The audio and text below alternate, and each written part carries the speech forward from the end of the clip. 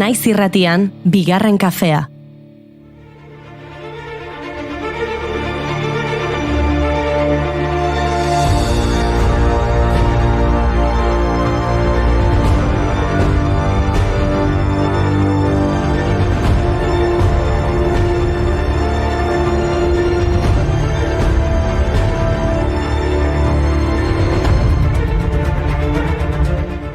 Arratsaldeon familia, dotore jantzita etorri zate? Ene, elegante?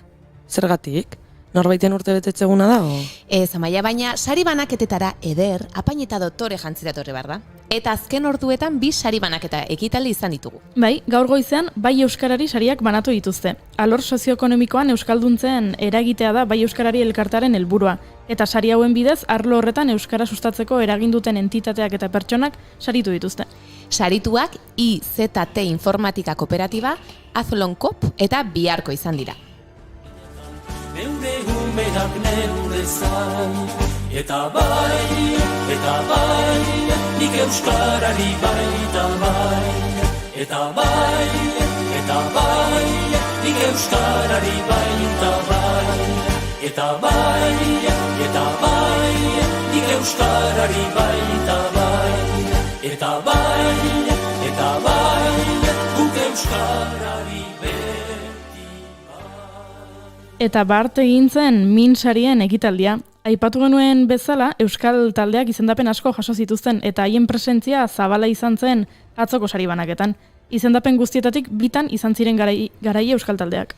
Urteko rock diskorik onenaren saria irabazi du Belako taldeak Plastic Drama lanarengatik.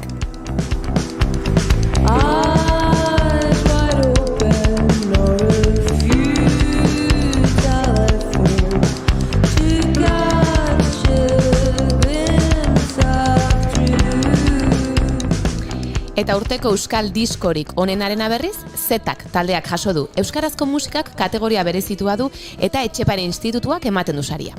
Amorante, Gatibu, Lier eta Nogen ziren kategoria horretako beste izendatuak, baina Pello Reparazen taldeak eskuratu du saria. Gainera, hitzeman kantua jo zuten zuzenean, euskaraz eta katalanez. Okes Grases talde katalanarekin egindako abestia baita.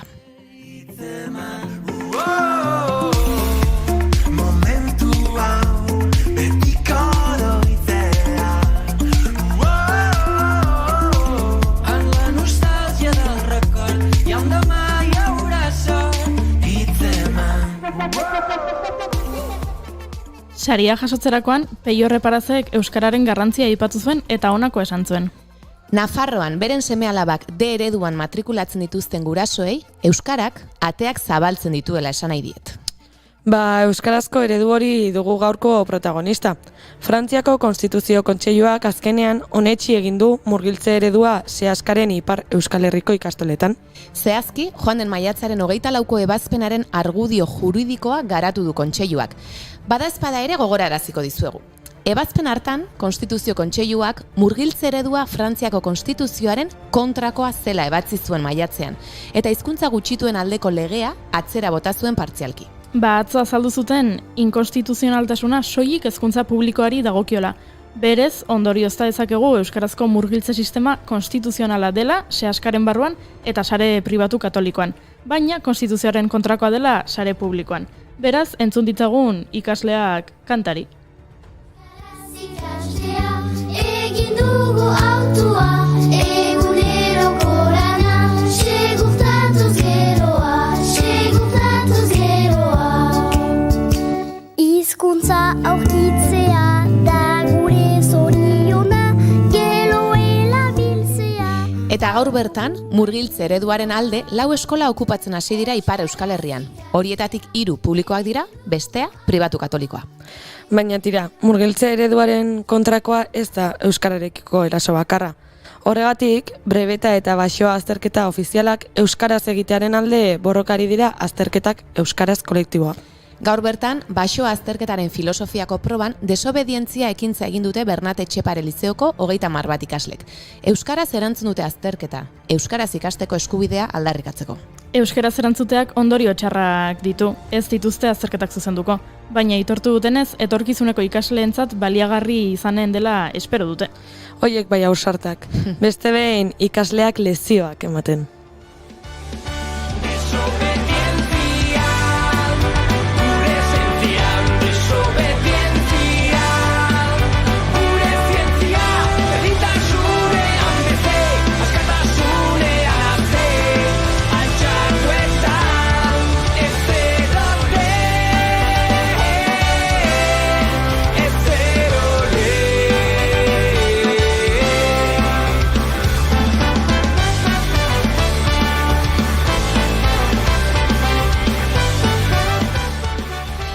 Eta pixkanaka aldendu gara musikatik, baina gaur ere musika arloko efemeride ugari ditugu. Bai, gaurko egunez jaio zen Barry Manilow New Yorken abeslari, moldatzaile eta produktore estatu batuarra da.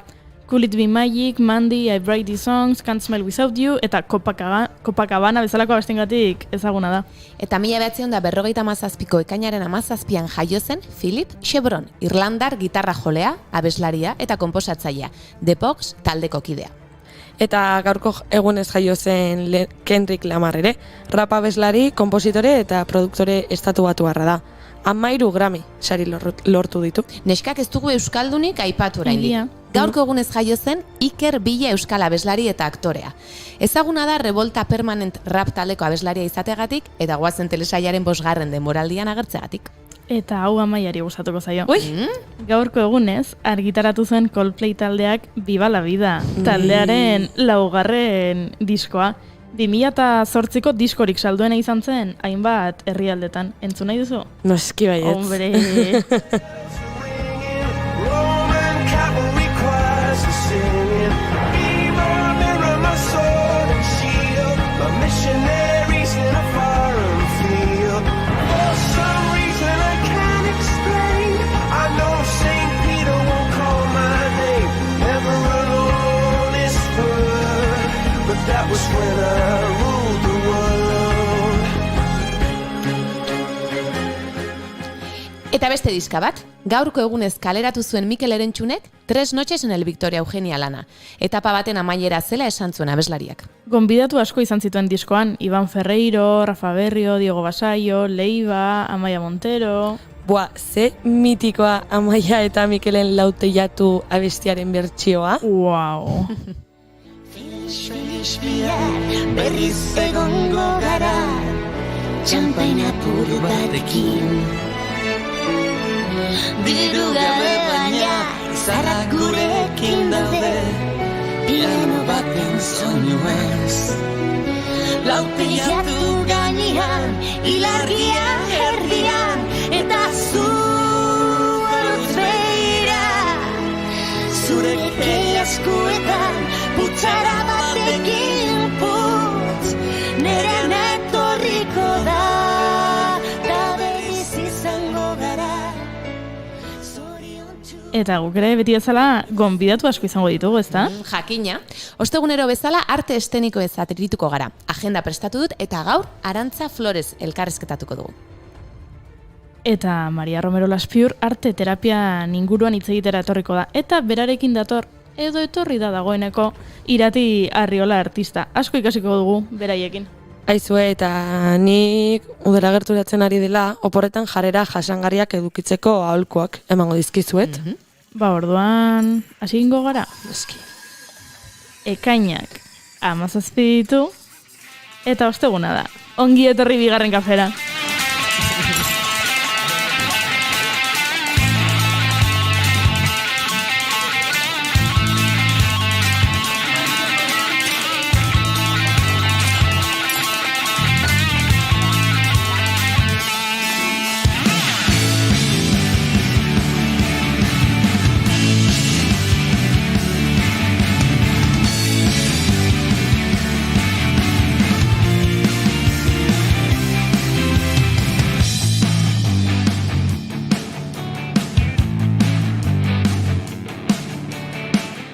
Zuekin, Oiana Maritorena Gembe. Atxaldeon!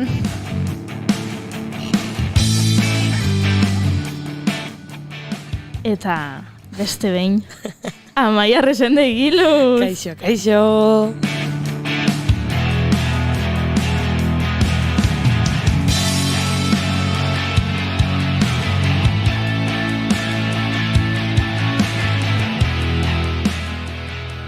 Eta ni Goiuri Zeizarandia naiz.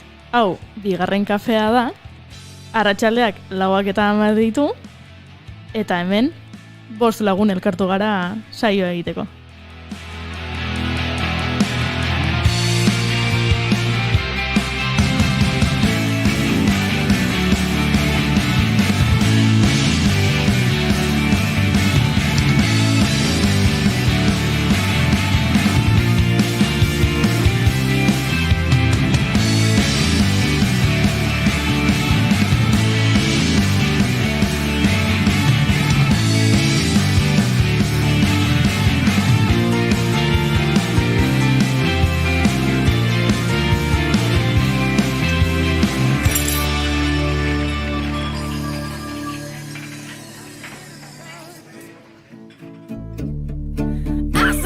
what's on my mind.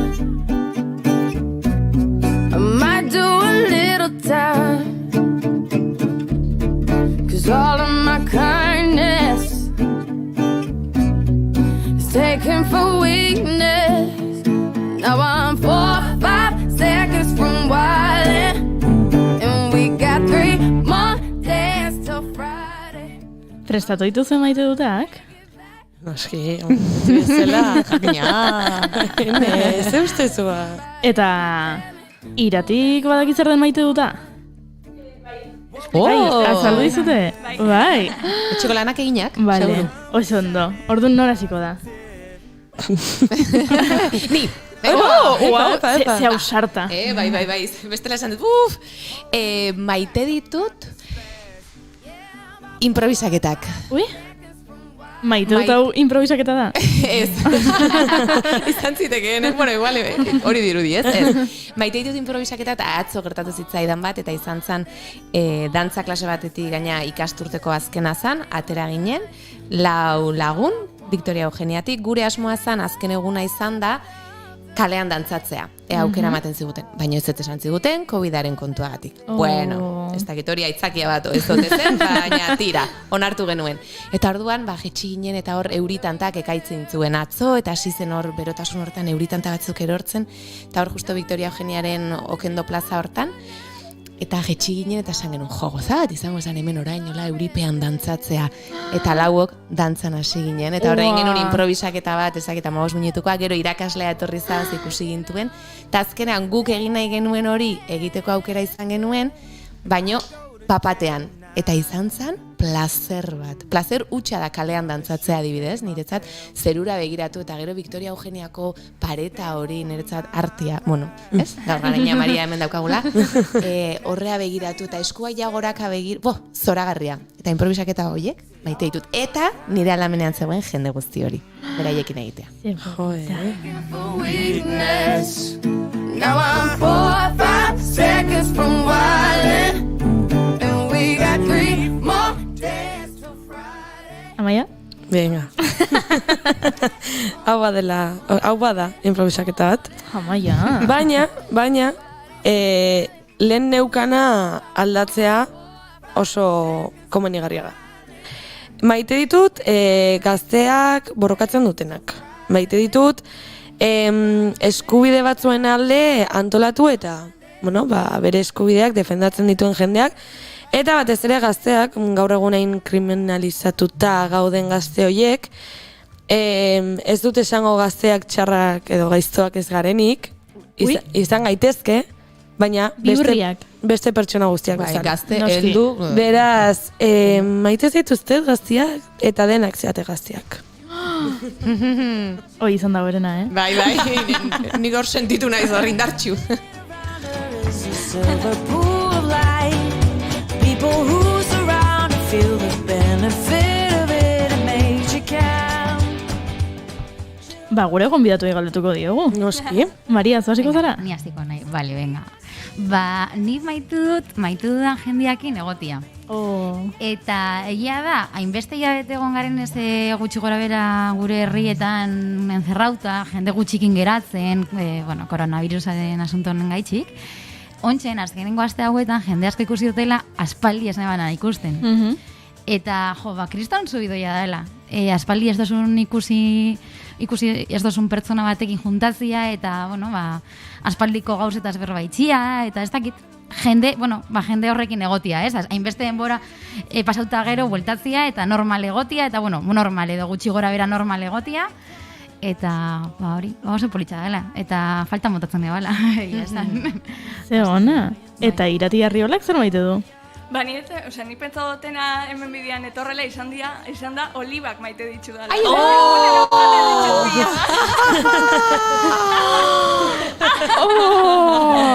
Gure lankide Inigo Asentzio Lurbideri ere asko gustatzen zaizkio. Izugarri! Bai, baina, hemen berbetan geua zela beste gauzateko etorri jata burura, dala taldian lan eitxia, ez? Azkenian nik nire kontua eitzen dut lan, baina beti gustatzen jatapila bat, olako momentuak elkarbanatu alizatia profesional ezberdinekin, ze beti ikasten da pila bat, eta gozatzen da asko. Bai. Makes me feel like I could be a tower. awake so tired. The power to be, the power to give, the power to see, yeah, yeah. Suddenly I see. She got the power to be, the power to give, the power to see, yeah, yeah. Suddenly I see. She got the power to be, the power to give, the power to see. Zer dezu? Ez, hasi igual, saiok. Zitze maite dezu, Goiuri. Nik maite dut Chris Evans, aktorea. Zein da Chris Evans? Ba, da adibidez ateatzea Knives Out pelikulan, edo Captain American, edo ez dakit leku askotan. Baina ez dut maite bere aktore lanaren gatik, Maite dut daolako obsesionatuta bere txakurrakin. Eta nahi txakurrak asko gustatzen zaizkit, eta, klaro, da oso mutil guapoa, eta sare sozialetan jartzen ditu bere txakurraren argazkiak arro-arro, eta bida hemen gaude paseatzen, edo begira ze polita dagoen gaur nire txakurra, edo begira ze josidio pelutxe bat, panpin bat. Eta, bida ze panpin josidio dan, tal, seke, eta obsesionatuta dago bere txakurrakin, eta orduan ni beakin. Berarekin. Onartzen dira zuen maitu duta? Ba, jakina. Ba, orduan... Ez gero gutxi espero, zure gandik. Ze, ba, orduan hasinko gara, ez da? Hori da, bai. Ba, guazen bigarren kafearekin.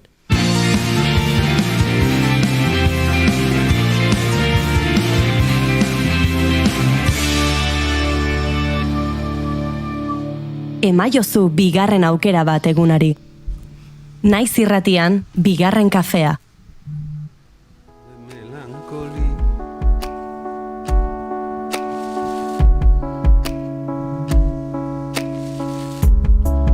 Como de 3:30 de una tarde de sol, de un domingo sin feria.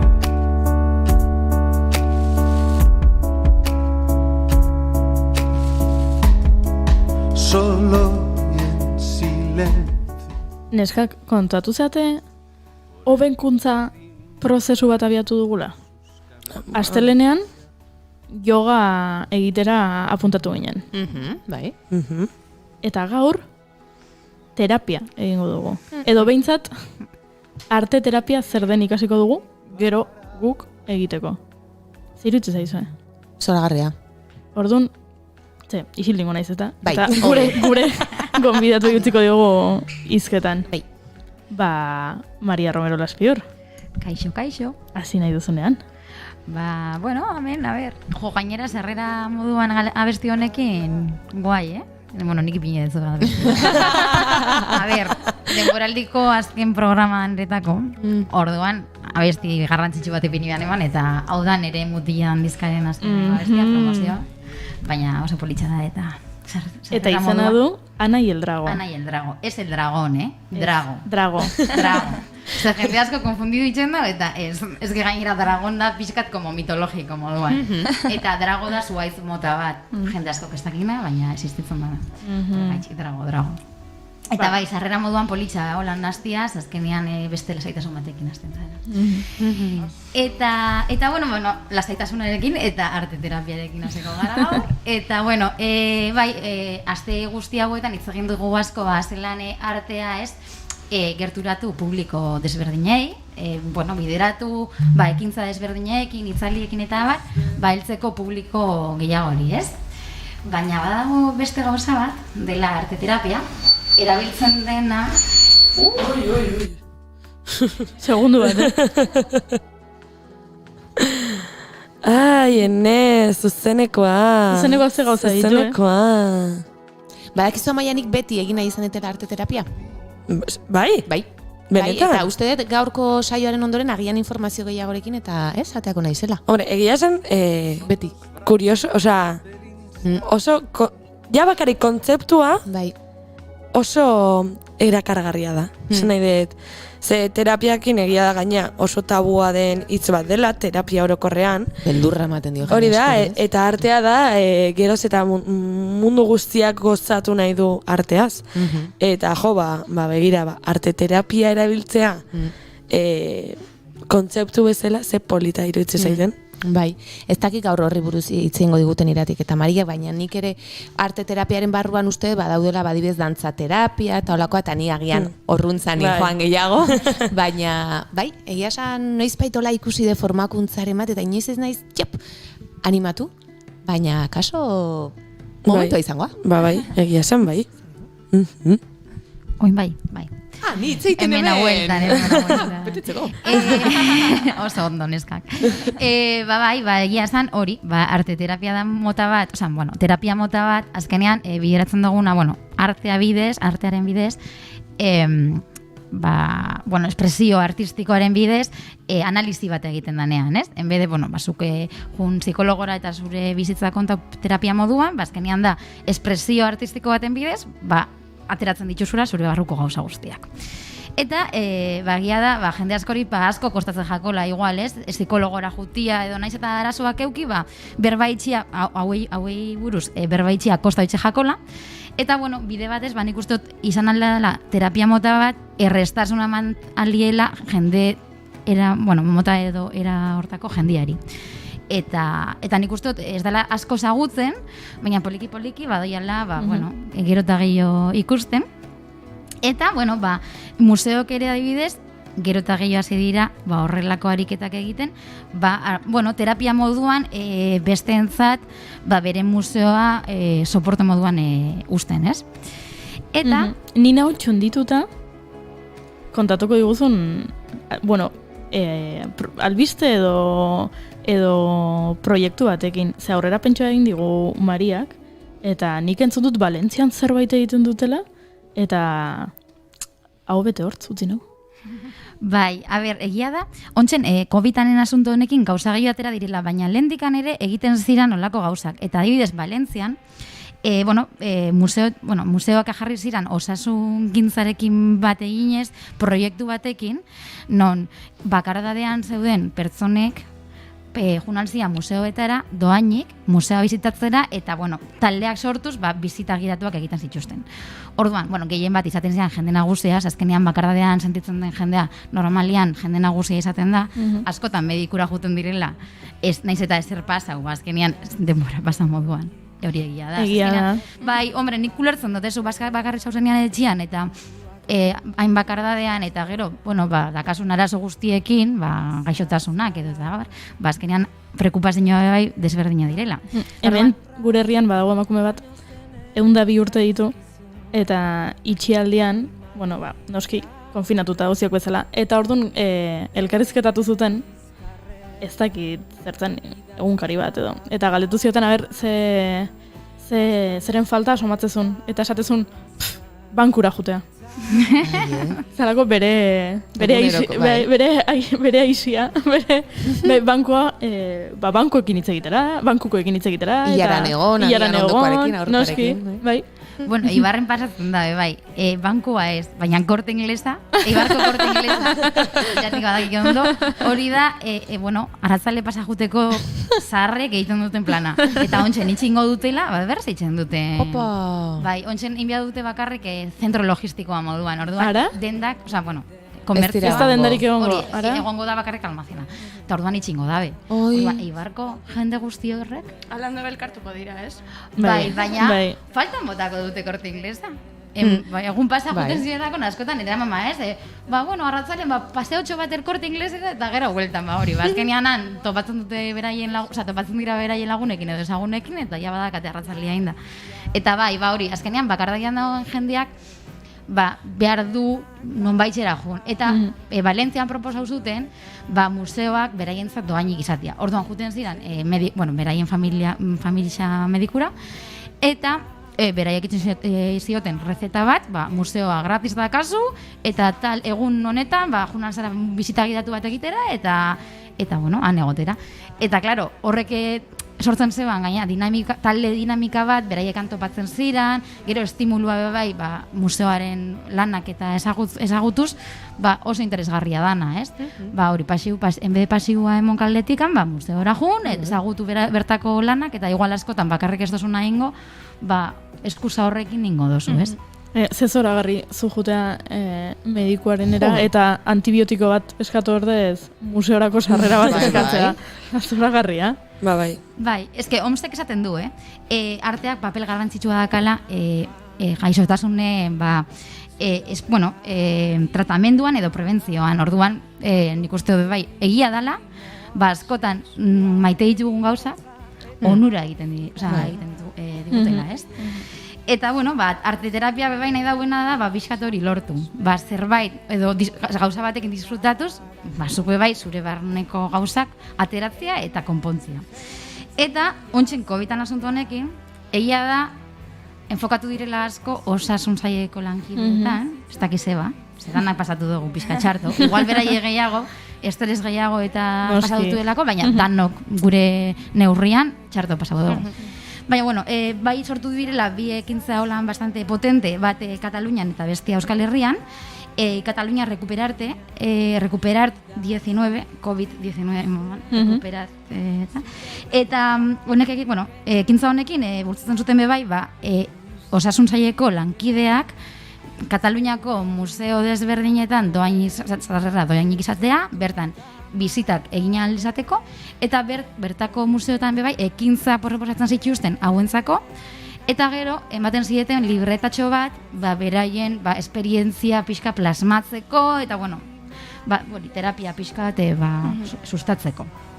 Eta Euskal Herri mailan osasun leku da sortu den proiektua, sortu dute Txigidalekuk eta Orona Fundazioak batera, eta egiten dutena da antzeko zerbait, baina museoa da Txigidaleku museoa, eta bebai da osasun saileko langileentzat zuzendua, izan da otsailetikan ekainera arte, eta bertara juteko doainiko sarrera zekaten osasun saileko lankide guztiek, ala eta guztiz be, ni pentsatu bakarrik Donostikoak izango zirela, ze depende nu bizi zaren, ezin gina mugitu. Egia da. Baina, proposamen interesgarri da, gainera, Txigidaleku, naiz eta museoa bat izan, toki moduan espiritualiki zerbait berezia daka. Euskal Autonomia Erkidegoko osasun langile guztientzako zabalik. Claro, baina etorri alzinan adibidez Bilbotikan? Zuk medikura juteko ziurtagiria egiten zizuten, ez? Hauterapia balin bada, agian, ez dakit. Baina ez dut uste terapia bezala esat. Ja, baliteke. Ez dakit, igual bai. Sarrerak ematen zizkietela, ez nik ikaslere bat badut, eta uste dut zela sarrera moduko, ez dakit. Baina interesgarria da, eta, nik uste dut hau mantendu inbia dela, ontsen mendikan aurrera, eta ez bakarrik osasun saileko lankideentzat, baizik eta danentzat. Nik uste dut, igual doainik, egia da, doainik danean gauza bat jendiak baloreak entzen diola. Baina, horrelako, noizbenka, horrelakoak ateratzea, edo, ondo gongo zala, ez? Eta holan gerturatzea azkenean artea, edo zen pertsonari, eta badau jendiak, igual ezin dagoela, museoaren sarrera ordaindu, eta honen bidez, Alkozeban bizitau, eta Alkozeban disfrutau gauzetaz, beste momentu batzutan ezin ditxuna disfrutau. Orduan, nik uste dut ondo dagoela gauza hauek egitea, eta espero dut hemendikan aurrera gehiago egiten hastia. Baina, bakoitza beren etxean bebai, inalditxu ariketa desberdinak bebai terapia moduan, ez? Terapia erabiltzeko, beran, arazoak edo kanporatzeko eta hobeto sentitzeko. Eta kontatuko dizkiguzu? Zer diren etxean egin dituzkegun gauza hauek? Bai, nien nahi espezialista nien arteterapian gero irati kontako digu. Baina, niri bururu du jataz, ariketa desberdina nik uste dut niri esperientzia moduan lagundu estatenak hobeto sentitzen, eta barneko gauzak ateratzen, eta ni nire burua gehiago ezagutzen. Eta lehenengua izango da emozioak margotzea. Eta nik uste dut hau oso zaila dela, baina danak lortu aldogula, eta sortu aldogula adibidez, eguneroko bat, marrazkiekin idatzi beharrean, ez? Azkenean, jende askori, bilurra ematen dio, edo idaztia, idazten dozunean dana oso harri ikusten dozu, ez? Eta marrazten zauzen bitartean, nik uste dut fluiduagoa dela gauzia, ez? Eta egia da, bebai, danok ez dugula ondo idazten, edo pentsatzen dugula ez dugula ondo idazten, ez garela ondo espresatzen, orduan nik uste dut marrazten bebai, gauza hauek ondo egin alditugula, eta igual, bebai, lasaitzeko beste propiedade batzu ditxula, ez? Gero beste aukera bat, holan, oso erreza dana eta edozeinekin aldauena, eta konfinamendu garaian jende askokin dauena, da mandala margotzia. Bai, badakat lagun bat, egon zala, konfinamendu guztia mandala margotzen. Erosi zitxuna marmila liburu, eta ditu liburu guztia pintarra jauta. Eta esaten ez berantzako zala, beran relax momentua. Yoga eta hori txan zebala. Eta, bueno, berantzako zala momentu bat, esan pentsatzen, eta bakarrik kolorekin jolasten, sortzen zuena, beran terapia. Gainera mandalekin ez duzu pentsatzen, gaizkiari naiz marrazten, edo honek ez dauka zuaitz itxurarik, edo ez dauka etxe itxurarik, ze marrazkia hor dago zuk koloreztatu egin behar duzu, baina orduan badauka tentsio puntu baxuagoa. Hori da. Nik uste dutan entzako errezagoa dala. Errezagoa bildurra dakagulako beti, zerbait txarto eitzeko. Gero komentako dugu iratekin, baina bueno, errezagoa zentzu hortan. Eta, bueno, beste aukera bat izan dela, beti daukagunez bildur hori txarto ateratzeko gure marrazkia edo gure eskultura edo gure eskulana, iuntasunean egitea, edo begiratu gabe egitea. Orduan, zukin aldozu, sortu aldozu zure marrazkia, eta gero, bestosunez ikusten, oso libreki jolasten dozu. Eta gero ikusten dozunean, hori atera da, baina zu momentuan ondo sentitu zara. Eta nik uste gainera oso interesgarriak ateraldiala ontatik. Nigo geratzen nahi, karreran gau bazenean, itxen genula ariketa basela, erratratoro batein beste parekoari, papela begiratu gabe. Eta, zaila zan, zazkenean dukia zenun, denbora zuan boligrafua papelan gainean mugitu gabe, porque gero de repente begiz ateratzen jatzen zeruan, baina ateratzen ziren retrato batzuk superinteresgarriak, eta antzekotasuna agertzen zan. Naiz eta ez emon, gero antzekotasuna ematen zan papelian. Eta nik uste dut, bebai, itxen digula soltatzea eta bildurrek bariek marraztea. Nik hau zut inoiz egin? Iuntasunean margotu? Nik ere ez. Gomendatzen dut etxeko lanak. Bai, gaur, adibidez, etxera altzen zaretenian gabian, oian zauzianian hartu libretatxo bat, ementa bargisa, eta marraztu. Ez zikindu oialak, baina... Aizu, Angelina Jolie ezkondu zen, bere seme alabek margotutako soineko batekin. Soinekoa, ezkontza soinekoa utzi ziren, eta marrazkitxoak egin zituzten, eta horrekin ezkondu zen. Ez dakit maindireak margotzen badituta, ama ez zote dena sarretuko, baina. Eta gero beste aukera bat izan alda, nik uste zailagoa dela, ze asko kostatzen jako hau itxia, ingenun berba horrekoan, eta autorretrato bat sortzeko. Nik uste zaila itzen jakula, baina bildurra ematen digulako. Bildurra dakagulako, beti dagoen hori, ez? Eta oindela pare bat aste euki genuen elkarrizketa bat Josune Urrutiarekin. Berak egiten zabalako lantegi bat Azkuna zentroan autorretratuari buruz. Eta berak esaten zebana zan garrantzitsua zala erretratua sortzeko erreflexio hori maitza baino. Pixkate, juna era, arratzaldia zuretako hartu, eta hortaz disfrutau, eta zure burua ezagutu, eta hori bai da, egia da, gutxi itxen dugu nago, ez dugu geratzen, eta esaten, venga, arratzaldea honetako hartuko, idazteko, margotzeko, abesteko, gitarra jotzeko. Jende gutxik itxen dagoen zerbait da, ze azkenean, zaila itxen jaku, itxia zerbait, produktiboa ez dana. Eta, baina, ez lo que hay, eta poliki hobetzen jongo gara, nik uste dut hontan. Eta, ni baino ben hobeto, segurazki arteterapiari buruz iratik jakingo dagoela, ze bera da hontan esperta, eta bertan dakago irati Arriola, Ibartarra, arte derrak ikasi zeban bai ni moduan, baina beste bide bat hartu zeban, eta arteterapiaruntz abiatu zen, berak 32 urte ditu, eta antxen Donostin bizi da, eta proiektu berrek batekin hasi da. Eta, ez dakit, aberse kontatzen digun iratik. Zuri zer bultzatu detzu arte ederrak ikastetik? Arte terapian bukatzera, ez? Ni betidanik oso harremanduta gona izartian munduakin. Txiki-txikitatik guztau jata, pintatzia, eskulanen mundu guzti hori, eta horregaitxik erabakin eban arte derrak eitxia, baina lehen Mariakin trenian hitz egin duten bezala, egisa da, dakagun arte eskuntza dagola oso bideratuta, gauzak modu jakinian eitxera, ez dago bape askatasunik, baizik eta dana oso bideratuta dakasuta karrerien ebanean, nizar berritzian espezializau nintzen, asko gustatzen jatalako, eta lana gustoko baneban horren inguruan zeuan lan girua, eta ez jatan asko gustau.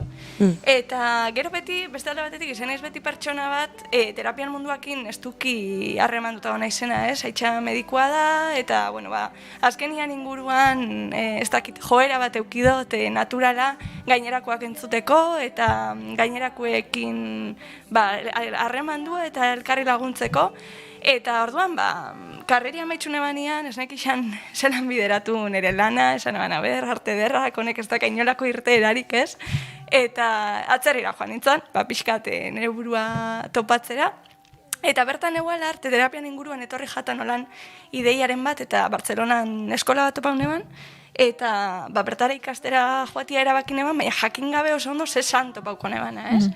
Eta pasada bat izan zen, nik beti esaten dut, bertara iago nintzanean, lortu nebala nire bidia benetan zein zen jakitia, bai pertsonalki, bai profesionalki asko lagundu zestan prozesu bat izan zen, nire ikasketa guztixa, eta iruditzu jatan oso politxa, lehen Amaiak, komentatu da bezala, hori azkenian parekatzia terapian mundua, pertsonen askuntzan mundu hori artiakin.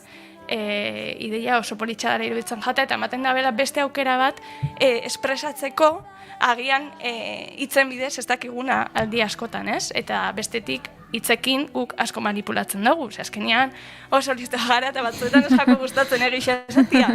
Orduan, mundu guzti hori ez dugunez ezagutzen, ez dakagu manipulatzeko aukeria, eta horbe bai lanketia eitxia, errezagoa sortatzen da, ez benetan oinarritik eta hori sustraietik lanketa bat eitzeko. Bai, nik uste du gainera bai, txikitatik anez, ikasi dugun eskuntza, beti gabiz hortaz hitz egiten irratian, baina ikasi dugun eskuntzak, arte derretan bai ikusten zan, baina oso akademikua da eta beti emaitzak, eta prozesua ahaztu itzen dugula pixkat, ez? Eta, nik uste prozesu hortan gauza asko dauzela, disfrutia dagoela, eta ikasketa badagoela, espresio badagoela,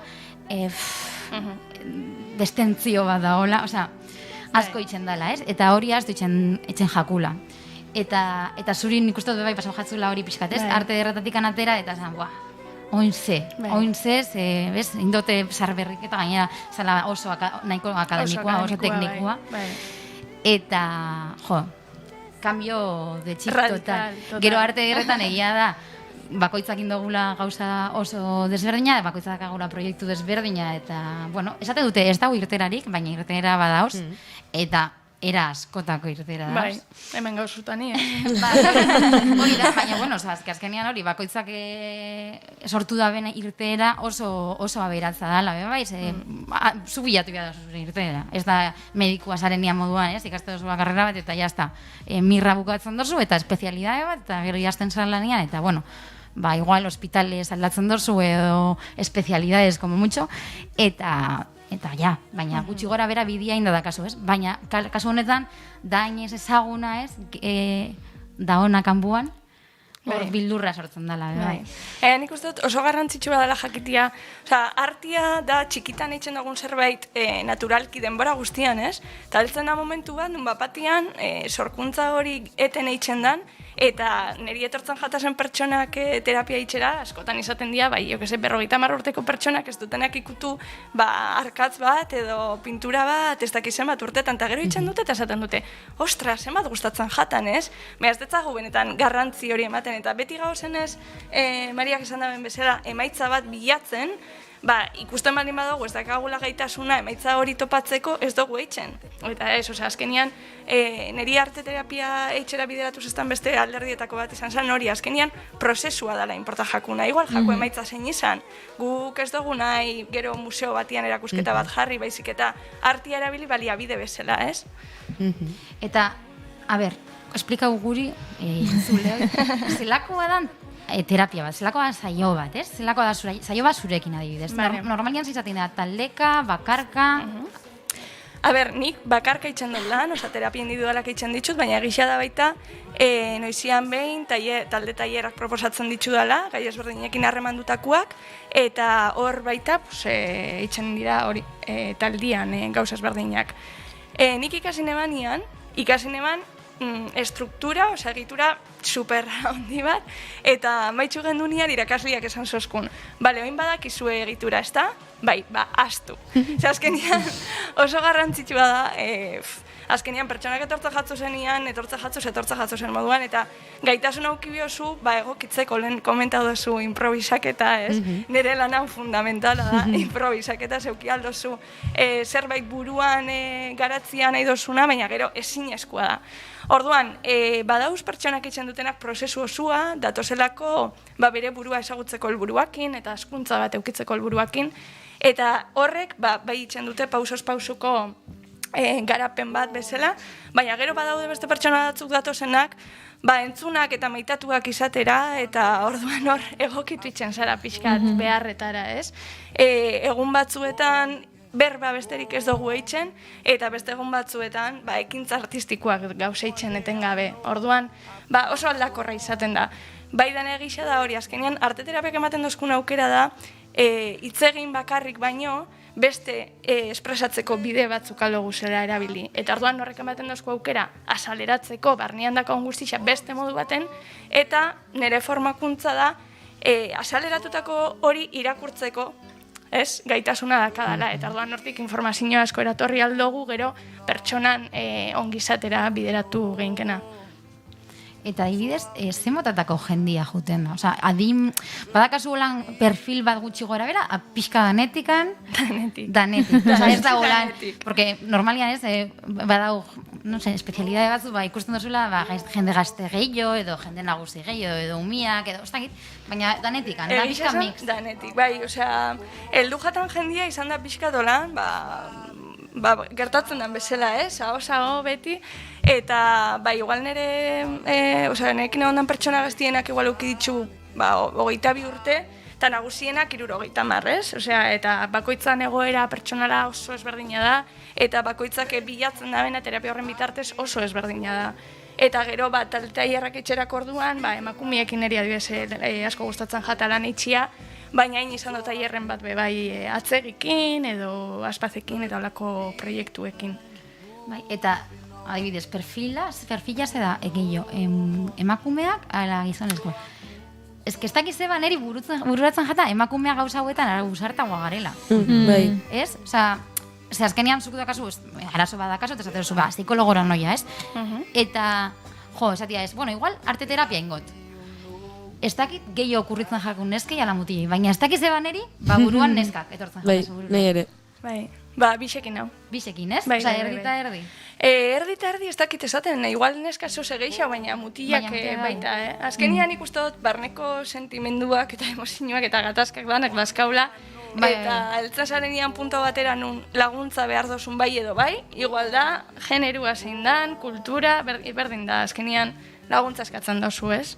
Bai, ez dakit zeba, azkenean nik uste dut esperientzia moduan, eta Euskal Herrian, gainera, mutigeria asko kostatzen jakela beraien arazoa kontatzea. Osa, nik uste dut itxiagoa diala. Eta horregaitzik esaten eban, baina, posten nahi, mutila bai animatzea, eta... Beti hezkuntza aipatzen dugu, eta hor dago gure hezkuntzaren adibide nagusitako bat. Mutilek ezin dituzte beraien emozioak plazaratu. Bai, gainera hori, bizi garela ondiokan gizarte baten, euskal gizartea pixkat matxista da, oraindik. Ni gogoratzen nahi, igual esate dut hau eta defendatuko zaitugu, baina ni gogoratzen nahi Bartzelonan bizi nintzanean igartzen dela desberdintasuna. Osea, katalanak gizarte moduan pixkat aurrerago da, zela. Bueno, esan behar nuen, beti... Ez dakit, Zu bai Bartzelonan Nola da? bizun da gero? Ulertzen dut esaten dozuna. Agian, nik ustot, justo artean munduakin egixa da, sensibilidade gehiago edo daukiela kontaktu gehiago euki dutelako. Ez, azkenian, lehen komento dozuna, museuen ez dakize hori da gauza bat, nik ustot oso berrixa da ondino, eta jendiak artea oso urrun sentitzen dau. Eta olako tokixetan, Bartzelona niri handixetan, ekintza kulturalak eta olako gauzak gehiago egoten dira, eta nik ustot horrek sensibiliza huitzen ditxula pixkat pertsonak, ez? Eta agian garapen emozionala garatu aukitzera lagundu inaldau. Bai, esango nuke baietz. Bai, azkenen finean eskaintzarik ez balin baduzu, ez duzu harreman hori sortzen, ez duzu ezagutzen, eta gero zailagoa da horri tiraka zerbait egitea. Aipatu izan dugu noiz bai, herrialde nordikoetan umeek artearekin ere lotura handiago dutela, museoak daudelako, behintzat antolatuta umeek jolas dezaten, eta hemen sorte handia daukagu, hemen ebara dauzkagu umentzako museo izugarriak zakit Eureka Donostiko museo umeekin juteko plan zoragarria da, baina bai egia da, ez balin badezu aukera txikitatik ikutzeko eta ezagutzeko eta zentzu guztiekin jolasteko artearekin, gero agian ez duzu lotura hori sortzen.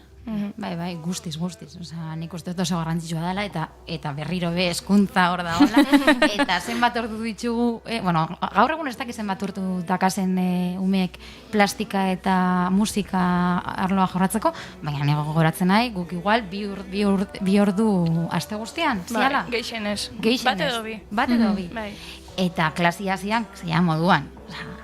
Komentatzen ez duna, ni txirula txarto joten eban, alrebez, beste eskuakin joten eban. Osa, ondo joten eban, baina, klaro, alrebez joten eban, ez? Eskertia banintz moduan, baina txarto. Zi importa, da? Jotzen baldin badoz, jotzen, dazu. Eta horrek itxen dutzu gainera, zuri bai, ez disfrutatzia eta bildurra okitzia, eta, gauza guzti horiek, nik uste, hezkuntza akademikoa dakanak, ez? Bildurrak eman sartu digutela guri, ez? Prozesu hauetan, eta azkenian, ez disfrutatzia prozesuaz, ja, emaitzak bai, ze zentzu daka, ez? Ez baldin badozu disfrutatzen prozesu hortan, eta dantzan eta antzerkian berdina da, oza...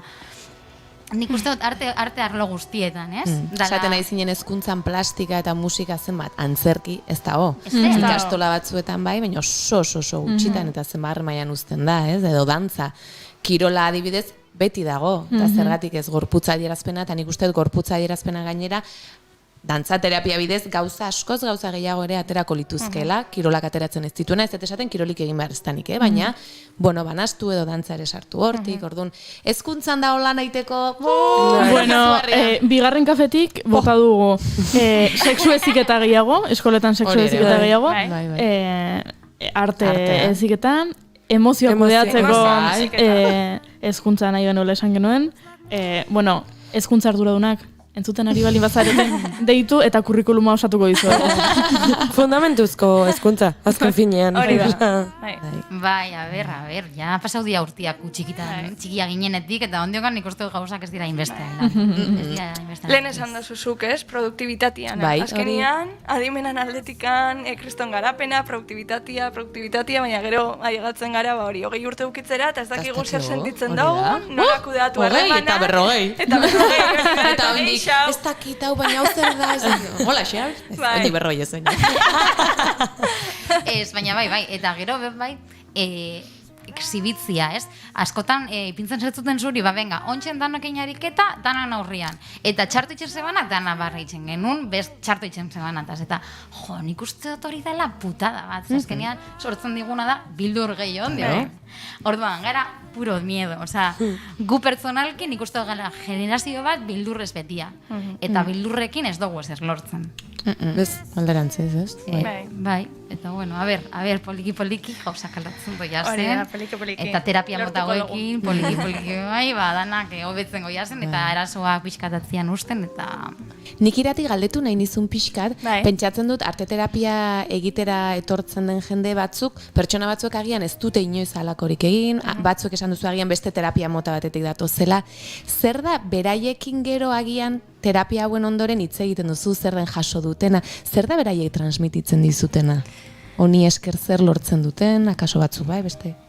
Nik uste dut, azkenian, pertsonendako da eremu bat, nun konfiantza askokin sentitzen dira, nerekin elkarbanatzeko sentitzen duten guztia, eta arte baliabideak erabiltzen itxen dituzten ekintzekin, lortzen dute barneko emozio asko askatzia benetan, ez? Batzuetan berbaitzen dozunean lortzen dozu pixka desahogatzia, baina bakarrikan ahotik ateratzen den zerbait da. Erabiltzen baldin badozu dantza, erabiltzen baldin badozu eskultura gorputz guztiak inaitzen, edo erabiltzen baldin badozu pintura beste baliabide batzuk ez, espresatzen zabiz gorputz guztiakin. Orduan jendia oso relajauta gelditzen da askotan.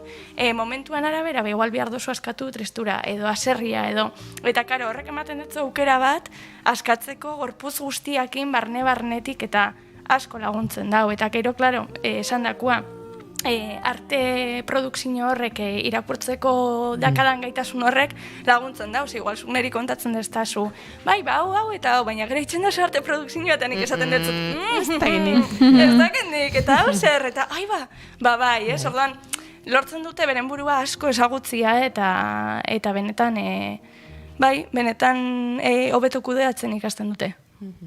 Askotan esaten da ez, gorputzak ez du gezurrik esaten, edo marrazten duzun horretan benetan ateratzen duzu barruan duzun hori, akaso hitzekin, balen esan duzu, manipula dezakegu, beste modu batera esan, baina beste hori benetakoa da, ez? Hori da. Bai, eta lehen hasieran Mariak esan dau begixak tapauta etxiana. Nik adioz hori da gauza, asko erabiltzen dutena, gehien bat arte hezkuntza dakan jendiakin. Ze azkenian, karo, hor esaten dozu, niri beti jendiatek esaten ez da, ze beldur, baina nik ez dakit pintatzen, ez dakit zenik esatit, asko sobeto, ez baldin badakizu asko sobeto, porque holan, zuzenian aterako jatzo atera biharrekua, ez? Eta arte hezkuntza dakan jendia datorri nian esaten diot, igual, begixak tapauko edo zehose, hasieran behintzat, solan espresatzen ikasi arte, manipulazio horik ez egoteko, eta benetan ateratzeko barnetik atera biharrekoa. Neskak, eskerrik asko arte terapiaren mundura murgiltzen laguntzagatik, asko gustatu zaigu, eta gu ere batzen gara aldarrikapenera, arteak balio du gaixotasunak prebenitzeko eta tratatzeko. Eskerrik asko zuei. Komenta gualdat gauza? Noski. Iratik berri daka blog bat, Di Arte Terapia dana, hori ez dugu komenta. Eta promozio pizkatin behar da. Promozio. Eta, bueno, nahi bozue Instagram bidez ikusi alozue beran perfila, eta gero, bueno, bloga da eguneratzen zoiaz astero. Eta proposamen desberdineken, bai, bueno, artea, gastronomia, ariketa, bueno, pizkate danetikan, ez? Bai, azkenean nire ustez zainketa importantia da holistikoa izatia, ez? Zue zara zaintzen, zure bizitzako alderdi bat bakarrik zaintzen, edo bestia, baizik eta hainbat gauza auki behar dozuz kontutan orduan, blogian eta saiatzen izena pixka da, zentzu horretan baliabide ezberdinak ematen eta holaxe. Nola esan duzu blogaren izena? Nia Arte Terapia. Uste dut Instagrama bilatzeko jarri behar dozuela nia.arteterapia. Bai, hemen jarriko dugu, eta erakutsiko dugu, bidan jarriko dugu, Arterapia Donostia, nia.arterapia, eta hemen daukazue Instagrama. Pasando. Eta hori, eta ja izten dugu promozio pixkata. Benetan eskerrik asko, oso gustora egon gara, eta gaurko etxeko lanako ditugu. Etxera joan, argiak itzali, boligrafo arkatza atera eta marrazen hasi. Baina ez ditugu ekarriko bihar marrazkiak. Hoi izango non, eta gero ekarriko ditugu? Baina nien intzake hau sartuko hona ekartzea olako zehose. Kolasak ondiokan ez dozu ez ipini hori, Baina hemen ditugu. Baina Amaia, esan. Prozesua da garrantzitsuena, ez emaitza. Hori da. Eskerrik asko neskak. Eskerrik asko neskak.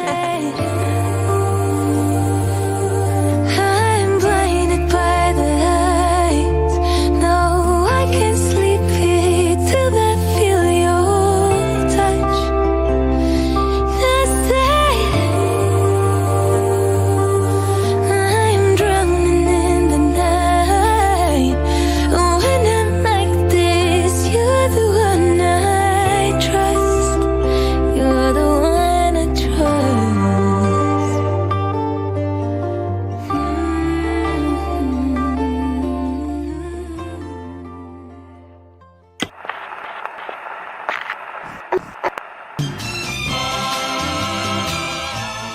gramofonoa. Istitxu Pinatxorekin. Diktadura kulturaren definizioaren aurkakoa da. Askatasuna baita kultura posible egiten duen lehendabiziko eta funtsezko baldintza. Antonio Caso. I know what's missing. Then he wrote his 2019ko urtarrilaren batean Jair Bolsonarok Brasilgo hauteskundeak irabazi zituen, eta ordutik joera autoritario bat nagusitu da herrialdean, prentsa eta hainbat kultura, zientzia eta hezkuntza erakunde kontrolatzeko eta mugatzeko saiakera etengabean islatu dena. with just 100 pounds of clay. 2020ko urtarrilaren 17an, Roberto Albim orduko kultura idazkariak bideo bat grabatu zuen sari artistiko nazional baten berri emateko. Kontua da, bideo horretarako 1923an Joseph Goebbels propagandista naziak emandako hitzaldi bat erabili zuela. Idazkariak kargua utzi behar izan zuen, mino Roberto Albim Bolsonaroren proiektua aurkezten ari zen, idazkariaren dimisioak inolaz ere gelditu ez duena. Kultura nazional baten izenean, adierazpen askatasunaren mugak zalantzan jartzen dituen proiektua. In the clay up off the ground, doing just what he should do to make a living dream like you. Jair Bolsonarok Brasilgo agintea hartu zuenean, 2019ko hauteskundeetan, herrialdeko musikari ospetsuenek presidente berriaren aurkako oposizioan rol garrantzitsua jokatu zuten. Brasilgo diktadura militarraren urte gogorrak ekarriz gogora. Gaurko gramofonoan, Brasilgo erregimenaren aurka borrokatu zuten musikari eta idazle garrantzitsu batzuk gogoratuko ditugu, eta belaunaldi baten ereserkiak izan ziren abestiak adituko ditugu.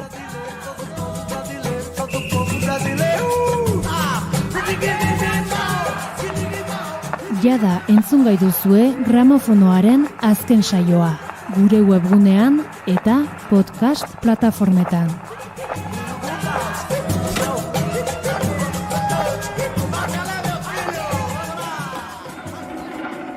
Naiz irratia. Vibrant democracy, everywhere engaged, our health and our liberty, top priority, a new global currency of love and caring, treading lightly on the land, oh yes we can. Badakizuen ora joango zareten oporretan? Zehose. Zerbait. Zerbait bai, baina ez gehiagi. Ni oraintxe bertan noa. Bai? Bai, Amaiarekin. Benetan, eta ni joan naiteke zuekin? Noski. Orban nire joango naiz. Eta entzuleak ere etorriko dira gurekin. Ea, nora guazen? Compassion, sustainability, restoring every nation. On and on and on. Eta uste dut, entzuten ari garen abestiak, baduela erlazioa gure bidaiarekin, ezta? Bai, pixkatxo bat, abeste hau ditzen da, zuk hobeto esango zu, sustainability. Sustainability, vale.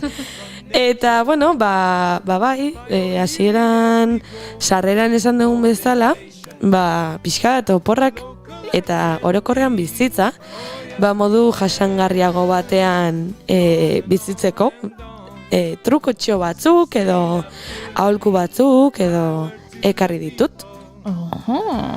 Eta, bueno, oporretara ez dakigu jungo gean, ez gean jungo, udara hau ere oraindik pandemia testuinguru batean kokatu behar dugu, bai edo bai, orduan, bueno, lasai. Baina udara gerturatzen ari da, nahiz da gaurko eguraldiak Euskal Herrian ez dugun hori erakusten, baina bai, gerturatzen ari da. Baina, bueno, nik ekarri nahi dizkizuten trukotxoak eta ez dakate zer ikusi handirik turista klaseko oporraldiekin, bueno, aplika daitezke, baina nik ez dizuet esango ze leku diren politagoak, zein merkeagoak, nola lortu hegaldi merkeak, edo nola lortu lotarako lekuak, eta hori ere pixka bat komentatu dugu, baina ez, hori ez da. Ze hori bakoitzaren gustuen aukeran eta kulturaren, bakoitzaren opor kulturaren araberakoa da, beraz, hori zuen eskutziko dut. Baina, zuen herritatik atedako bazeate, adibidez. Nahi badezue, ze ez da derrigorrezko. Hori da, edo bertan geratuko bazarete. Agian ez dituzute oporrak udara guztian eta lanean jarraitzen dezute. Edo udara osoa daukazute jai. Edo langabezian zaudete. Ba, bueno, hauek denok, berdin du zegoeretan zaudeten, ze truko guzti hauek jarraitugu beharko genituzke denek. Love for generations, kindness and compassion, sustainability, restoring. Eta ekainak 17 ditu dagoeneko, eta uztaila badator, iaia iristear dago. Eneska, hau estresa. Ez, estresa ez, baina egia da. Bakizute ze ekimen dago egoten den martxean uztailetan hola mundu osoan zehar? San Ferminak. Ekimen, ez festa. Barkatu. Plastikorik gabeko uztaila. Eta plan hori proposatu nahi dizuet. Ondo. Hau, ia edozein modutan egin daiteke oporretan o lanean o dena delakoan. Euskal Herrian bertan, munduko beste edozein txokotan, eta funtsa edo da erabilera bakarreko plastikoa gure egunerokotasunean murrizteko ahalegina egitea.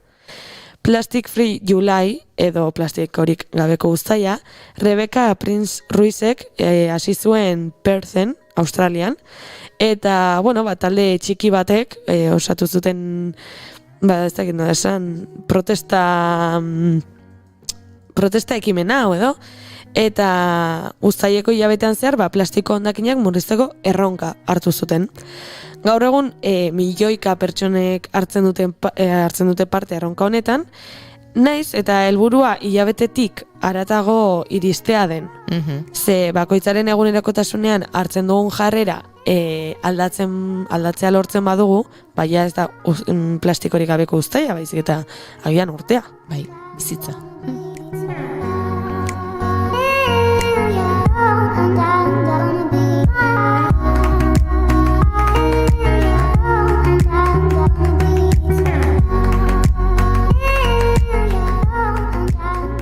Baina, oso kontzientziatuta egonda ere, kontziente izan behar dugu, oso zaila dela, bapatekoan dena aldatzen saiatzea, batez ere, hainbat kasutan ez digutelako bidea errazten jarrera hauek aldatzeko. Gainera esaten dute, ohitura bat zure ganatzeko, 21 egunez jarraian egin behar duzula. Eta egunero 21 egun, ez da gutxi. Eta, inguratzen gaituen, ez dakit nola esan, sistema eta kontsumismo honen barruan, zaila da auto hori hartu eta ordura arte bezain eroso bizitzea. Beraz, egunerokoan erabiltzakeun truko batzuk edo aldaketa txiki batzuk ekarri nahi dizkizuet. Eta, adibidez, lehenengoa izan daiteke. Bada espada, eraman poltxan, autoan, poltsikoan pixka zaila, baina eraman gainean, eraman soinean taper bat, edo poltsa berdera bilgarriren bat, edo beti eraman bat emat soinean, horrela, adibidez, zerbait erosi behar baduzu, azken orduko erosketa bat egin behar baduzu, edo gozea sartu zaizu, eta nahi ditut intxaur batzuk, poltsa erosi beharrean, eros dezakegu soltean, eta horrela badugu guk nun sartu hori, eta ez dugu behar bertan emango diguten normalean, naiz eta gauzak aldatzen ari diren, normalean plastikozko poltsa hori uka dezakegu. Eta adibidez, ez duzunen erosiko, baina adibidez, edari bat eramateko oso modan dagoen, ez da nola esan, ohitura hori geroz eta gehiago, kafea eramateko, eta pandemiaren ondorioz, askoz gehiago. Eramateko eskatzen dugunean, paperezko edo kartoizko ontzia eskatu, eta adibidez egin dezakeguna da, tapa ukatu, edo ez eskerrik asko, esan, ze etapa normalean plastikozkoa izaten da, eta esanet, kafea gainean, kafea infusioa edo dena delakoa, baina, bueno, bigarre kafea. Autobusa korrik hartu behar baduzu, seguruna ez dezu kafe bat hartuko eramateko. Hau da, izango da, kaletik ibiltzen zuazenean, orduan, tapa ere ez dela munduko gozarik beharrezkoena. Eta gero, balimazea pertsonoitakoa, lastotxoakin edatea gustatzen zaizuena, pajitakin, izan, hau ja, taberna batean ere, esanet, zukua edaten aizea, eta lastotxoarekin gustatzen zaizu. Lastotxoa ere, normalean plastikozkoa izaten da. Eta, egin dezakeguna da, plastikozkoa bada, ez estatu edo ez eskatu, eta lastotxoarekin bai edo bai edan nahi baduzu, erosizuk zure lastotxoa, metalezkoa edo bambuzkoa edo gaur egun alternatiba asko daude, eta eraman beti gainean, lastotxo batek ez du asko okupatzen, eta taperrarekin batera eraman dezakezu, eta jarrera txiki horrek edo aldaketa txiki horrek asko aldatuko du.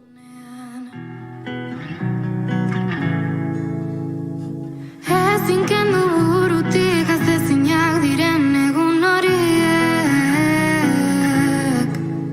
Eguna nola Hau da, agian ohikoena edo barneratuena daukaguna edo geroz eta gehiago plastikozko botilak erabili beharrean, berre erabilgarriak direnak erosi, egia da momentuan, inbertsia handiagoa dela, baina zeuk plastikozko botila bat erosten duzun bakoitzean daukazun diru gastua, askotza handiagoa da. Eta altzairuzko edo kristalezko botila batek askoz gehiago irango dizu. Beraz, hori ere, alternatiba oso ona, eta guri berez kostatzen etzaigun aldaketatxo bat da. Gero, erosketak egitera goazenean, jakiak eta edariak ontziratu gabe edo soltean, erosi. Ez dakit, hain etzetu, barrunak. Tolosakoak. Barrunak erosi behar dituzute, leku askotan saltzen dituzte soltean. Beraz, zuk zure zure ontzi bat eraman, poltsa nahi dezuna, eta bertan erabili, plastikoa murrizteko oso aukera ona da hori.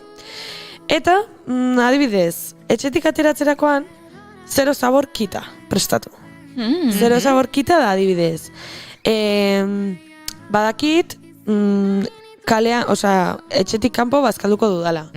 Beraz, edo erosten detenean, kontziente izan barna ez plastikorik ez erabiltzea, edo alik eta gutxien dituzten jakiak erostea, baina ez dela egin dezakeguna da, etxetik eraman janaria, taper edo ontzi hauetako batean, berrerabilgarria den ontzi batean, ura ere gurekin eraman, termo batean eraman dezakegu infusioa, kafea edo dena delakoa, muxuzapia guk eraman dezakegu, eta erabili telazkoa edo oialezkoa, eta horrelako aurreikuspen batekin ikusi eguna, planteatu eguna, eta esan, nik zer egin dezaket plastikoa murrizteko. Hau izan diteke. Kit hori prestatuta, eta beti soinean eraman da, asko murriztuko litzake, eta guri berez asko kostatzen ez egun jarrera bat da. Eta orain, puri-purian dagoen. Udara dator. Gainera, eta udaran jutentzea piszinara, jutentzea ondartzara, edo, ez dakit, dena delakora, eta gero asko dutxatzen gara, inkluso piztinetikatzera eta gango aldagiletan dutxatzen gara, eta... Bueno, orain ezin da batzuetan. Batzuetan ez. Irrileku batzuetan ez dute uzten. Baina hau da, nola den udaratik kanpo ere balio duen, zea Adibidez egin dezakegu xaboi naturalak edo solidoak erabili. Bere baitan datozen xaboia dira, ez datoz plastikozko ontzi batean, naturalagoak dira, gure azal eta hilarentzat, eta munduarentzat ere. Eta orain eguzkitako krema batzuk batzuei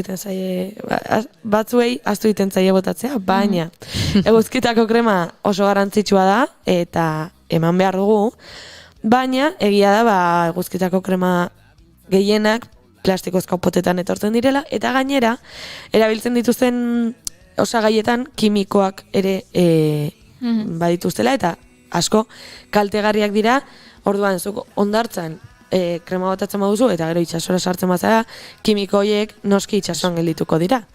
Beraz, badaude filtro naturalak dituzten krema natural hauek, eta horiek erabiltzerakoan, adibidez, ez dugu itsasoa hainbeste kutsatuko, eta gure azala ere pixka bat gehiago zainduko dugu ere.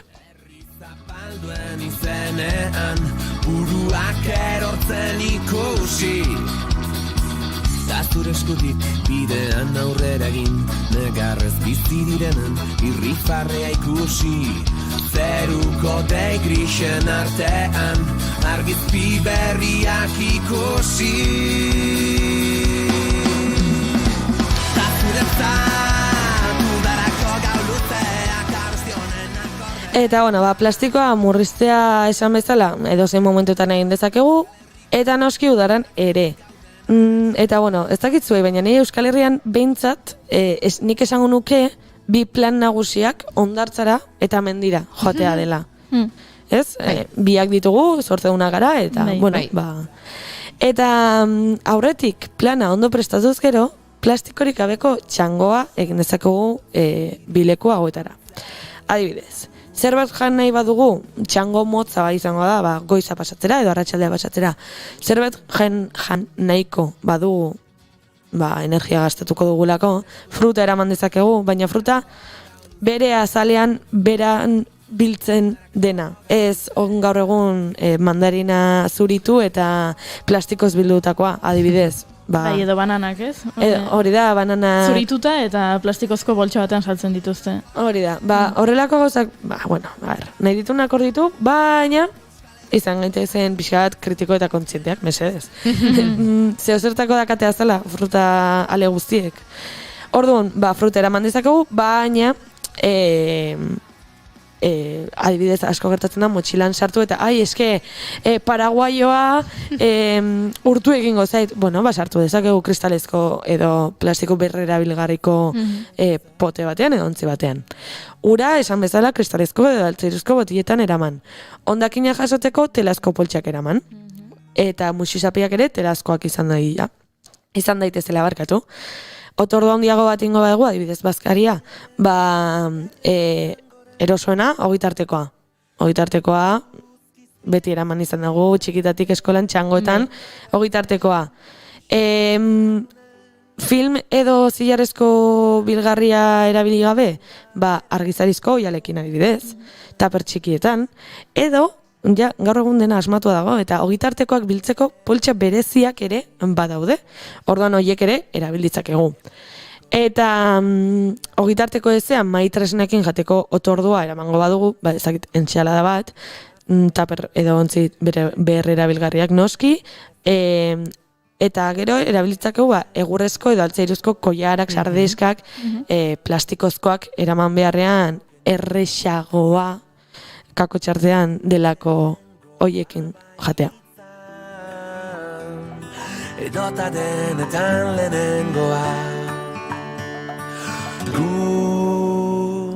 zorionekoak, gordetako ametxen kutsa irekiak, zinen ederra izango den. Baina, esango nuke peiorre parazen musika estiloa udarakoa dela. Oia, ez dela, ez pop, ez rock, ez trap, ez udara dela. Bai, guztizados. Bueno, naiz eta Euskal Herriko planak nik gomendatu eta ez dakit nola esan, free plastic bihurtu dizkizuedan. Normala da, ohikoa da, gure herritatik, Euskal Herritik ateratzea, beste leku batzuk ezagutzera joatea. Eta, gaurkoan ezagutzen egingo, turismo kontsumitzailearen eraginaz, kanpotiarrekin hitz egin genuen duela aste bat aurreko astean.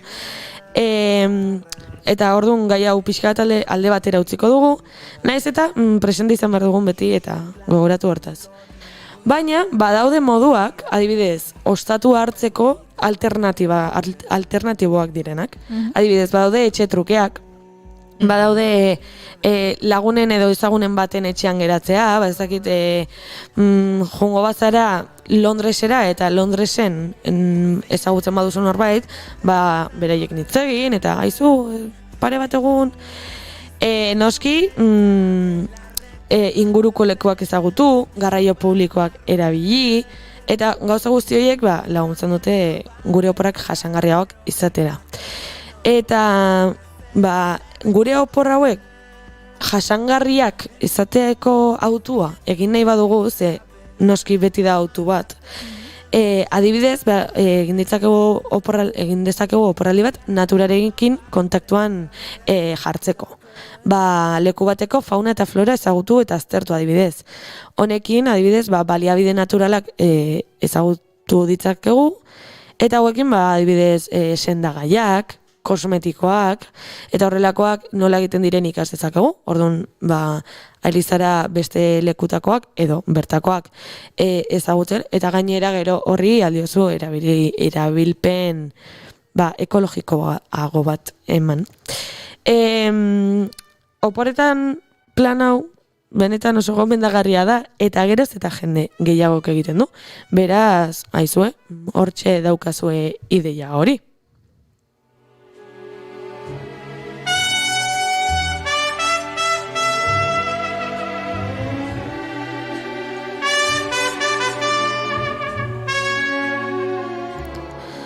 Eta joaten garen lekua ere hobeto ezagutzeko gastronomia oso garrantzitsua da. Eta aukera dezakegu otorduak guk geuk egitea. Adibidez, bertako produktuak erosi, merkatu batera joan, bertako jendeari galdetu, nola egiten duzue hau?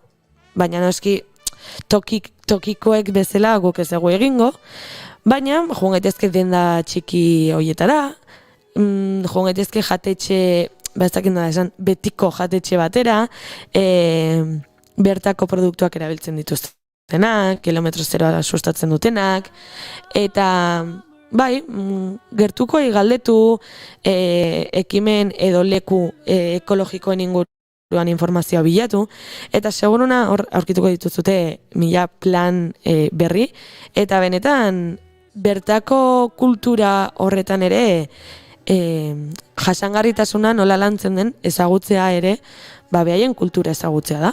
Beraz, hori ere eduki dezazue buruan. Eta Euskal Herrira bazatozte, oporretan, agian, gastronomia ezagutzeko, Etxebarri erretegira joan zaitezkete, ze Europako 3. jatetxe onena da. OAD gidaren arabera. Aste honetan izendatu dute, Europako 3. jatetxerik onena. Agian guk ere, joan barko genuke, ez? Agian norbaitek afaltzea gonbida gaitzake. Ez da ideia txarra.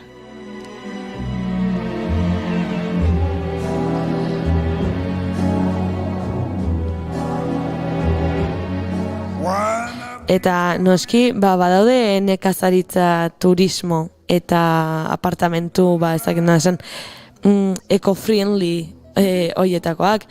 Badaude eta gainera bertan ostatu hartzea oso esperientzia polita izaten da. Bizitza jasangarriago batera bide hartzeko jarduerak prestatzen dituzte, zure oporaldi horretan ere bizi dezakezu modu jasangarriago batean eta arditzakezu jarrera berriak zure egunerokotasunean txertatzeko. Baina noski, hau, esan bezala, autu bat da, gure kontzientzia eta erantzukizunaren araberekoa izango da beti, eta normalean gure oporretan ez gaude ohituta sakrifizio, noski, kako txartean, sakrifizio horiek egitera, ez? Baina, bueno, ez dakit, plastikozko objetuak erabiltzea bezala, erosoagoak dira oporraldi, joango naiz frankizia batera bazkaltzera, eta Baina, bueno, guk erabaki dezakegu erosotasunaren gainetik gure hobe beharra eta gure munduaren hobe beharra jartzea. Beraz, nik hortxe utzi dizkizuet ideia batzuk eta gozatu udaraz.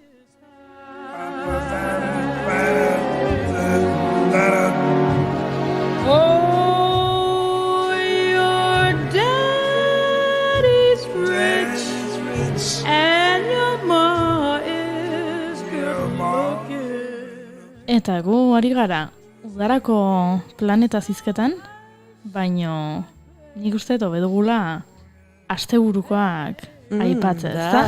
Laizter azalduko dizkigu Oiana Maritorenak ze plan ditugun asteburu honetan Euskal Herrian.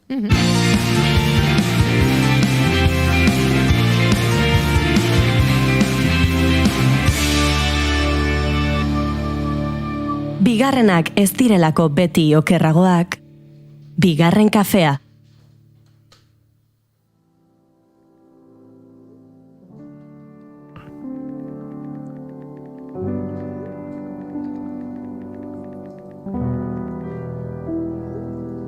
Hey you, I'm just now leaving. Can I come around later on this evening? Or do you need time? Yes, of course, that's fine.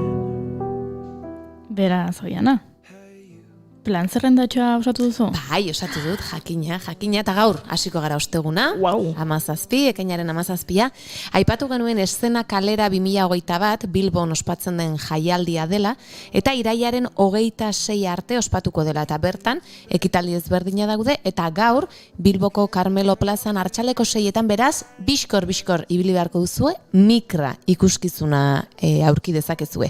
Akrobazien bidez, norberaren identitatearen inguruko hausnarketa izango da. Noraino identifikatzen gara erakusten dugun horrekin, eta zenbateraino bizi dugu libre gure identitatea. Horren inguruko lana. Beraz nik uste egia da sinopsiak irakurtza dituzunean denak oso interesgarria direla, ez? Eta zer egingo dute honekin, akrobazien bidez. Agian ikustera hurbil gaitezke. Eta gainera igandean ere beste aukera bat izango dugu. Hori da igandean.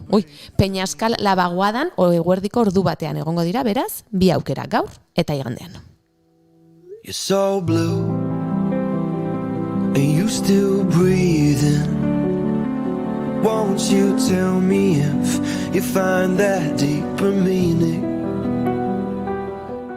Urrengoa familia oso arantzako ikuskizuna da, Jule, eta Zizur Nagusiko Erreniaga Parkean egongo da gaur arratsaldeko 7etan ikusgai. Hortz muga, teatroaren lana da eta bertan fantasia, umore eta irudimen handia aurkituko ditugu. Horrez gain, gaur arratsaldeko 6:30 Lekeition, erradikalak ginen, antzeslana ikusteko aukera izango dugu, eta bakarrizketa bat, 40 urte, eta aldapan behera niek. Bai, txiki, gainera hemen izan zenuten txiki, gonbidatu, bere bakarrizketa, Laudioko Kulturetxean arratsaldeko 6:30. 40 urte madarikatuak iritsi dira, eta orduan zer? Auskalo? Txiki kontatuko digu.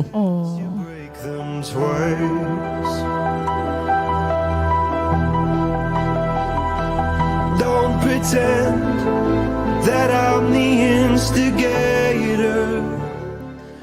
Baina gu gaur lanean ari gara, gero langiago egin behar dugu. Beti lanean. Beraz, agian planak biharko... Biharko.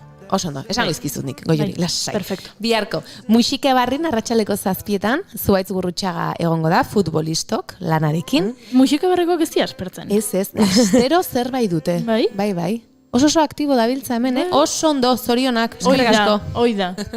Senperen amua lana ikusteko aukera izango da, arratsaleko 8:30 Fuxa naien azken lan hau, eta beraiek aipatu ziguten, udazken aldera, hegoaldera hurbilduko direla, eta hemendik arituko direla, beraz, oraingoz, Senperen, arratsaleko 8:30. Festamentua, Tioteronen semeen lan hau, Legutioko Herriko Plazan, arratsaldeko 8:30. Eta jakerrak. Ni Legutia noa bihar. Bai, begira. Gaina 8:30 akaso iritsiko zara hon. Bai. Bai, iritsiko da seguro. Iritsiko da seguro. Bai, ni bihar banoa. Gu joan gaitezke? Bai, torri. Baina, ara, begira. Ikusten azkenen agendak zerbaitetako balio du, Begira, plana indizut goiuri. Ni zai, Tolosan zer edo, baina ez? Ez, Tolosan ez duzu, arazte buru Ni planen atzatik joango naiz. Begira, hackerrak beste lana Belen Cruz eta Olatz Bebide izan genituen hemen, astigarran egin zuten estreinaldia, eta arrezkero emanaldi gutxi, baina orain hasiko dira berriz ere, beraz hackerrak Hondarribiko kasino zaharrean, ostiralean, arratsaldeko 8:00. Eta Gasteizerako proposamen bat, Oien Eder Euskararen etxean Gasteizen, taulara lehiak eta eskainiko da, eta 2 pase izango ditu, bat 7:00 eta beste bat 9:00. Eta formatu txikiko antzerkiak dira, mikroantzerkiak. 3 ikuskizun egongo dira ikusgai, hoiek dira aurkeztu ziren 17, baina orain 3 izan dira hautatuak, eta beraz 3 hoiek ikusteko aukera izango dute. Bat, Euskal Western bat, hori da bere izenburua, bigarrena Izan Nahia, eta 3. lana Hauts artean. Beraz, hor 3 mikroantzerki ikusteko aukera politia, eta danak euskeraz. Eta azken proposamena biharko, Nuilla Gasteizko printzipal antzokian izango da, arratsaldeko 7:00, beraz hor txekukai dantzatalea.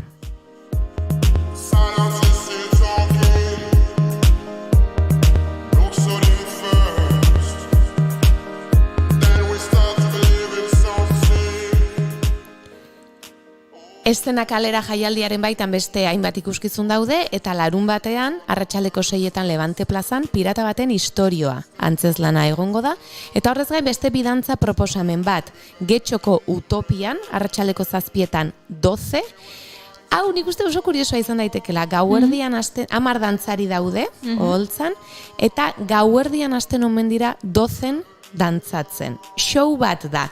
Eta showa 3 egoeratatik edo 3 zatitatik pasatzen da. Eta zati bakoitzak bere kolore eta gaia du.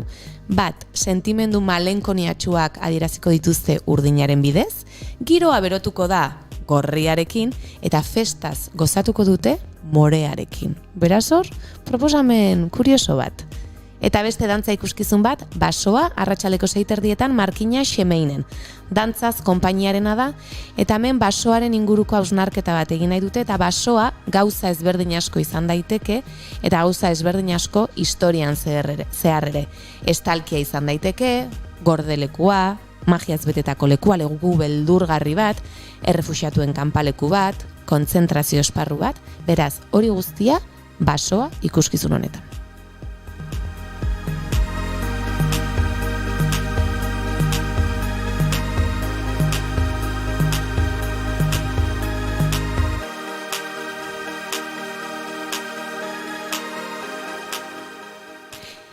Eta iganderako, beste hainbat proposamen. Antigone... Igandeak planak egiteko egunak dira. Ez, astelena datorrelako etxean negarrez egoteko egunak. Hori da, zenbatetan, jendiak, igandea ja triste. Ez, aprobetxeu azken momentura arte.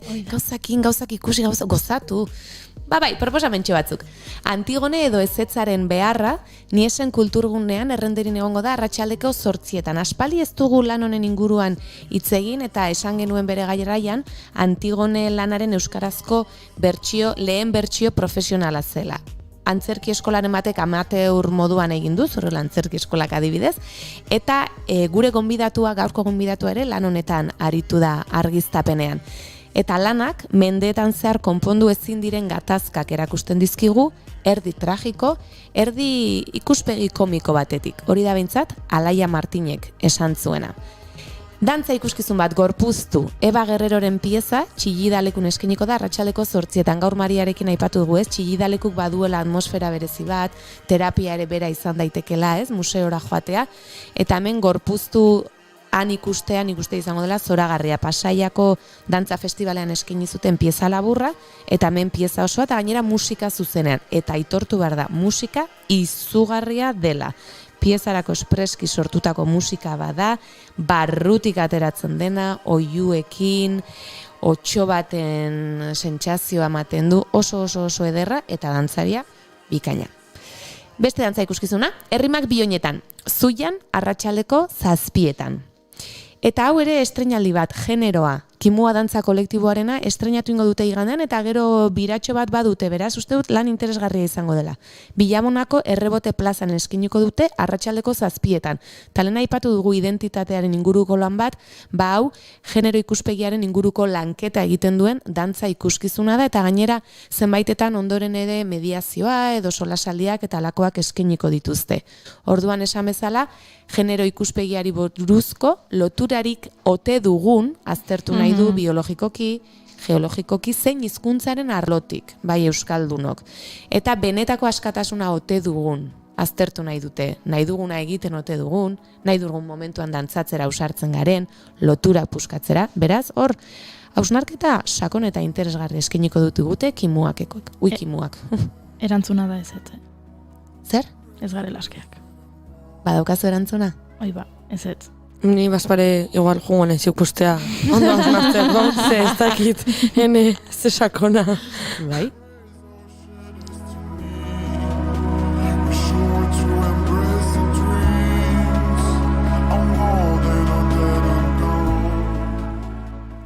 Eta aipatu behar da, ekainaren 20 arte estena jaialdia ospatuko dela Errenderin, eta bertan antzerki ikuskizunak egongo dira ikusgai, baina horrez gain solasaldiak, tailerrak, eta oso jaialdi interesgarria da. Saiatu gara beraiek gaur ona ekartzen behintzat elkarrizketa baten telefonoz, baina oso lanpetuta dabiltza, baina beraz gonbita ere ez dutzatzen dugu hemendik, Errentirira norbaitek hurbildu nahi badu, hor, ekintza mordoa aurkituko duzuela igandera arte ere.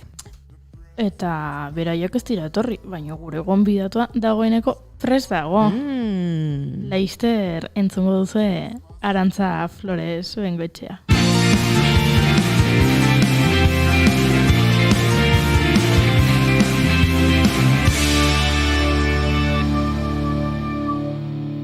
Keep calm and Bigarren kafea.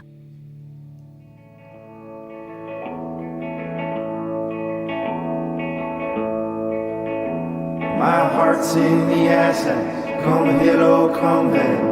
Like a long ago Sunday, when I walked through the alley on the cold this morning to a church house. Arantza Flores Bengoetxea, Urdiain, argi teknikari eta diseinatzailea. Iruñako Iturrama Institutuan batxilergo artistikoa egin zuen, eta ondoren bideogintzan murgildu zen. Horretarako Gasteizera abiatu zen ikusentzunezkoen eta ikuskizunen errealizazioko goi mailako titulua ateratzera. Bertan, arte eszenikoen irakasgaiari esker, antzerkiaren mundua gainetik ezagutu zuen eta praktiketan zebilela, zuzeniko ikuskizunetan argiztapena teknikokin nola lantzen zen ikusi, eta horrek asko erakarrita Bartzelonara joatea erabaki zuen. Hain zuzen ere, Institut del Teatren arte eszenikoen goi maila ikasi zuen eta argi teknikaria izateko espezializatu zen.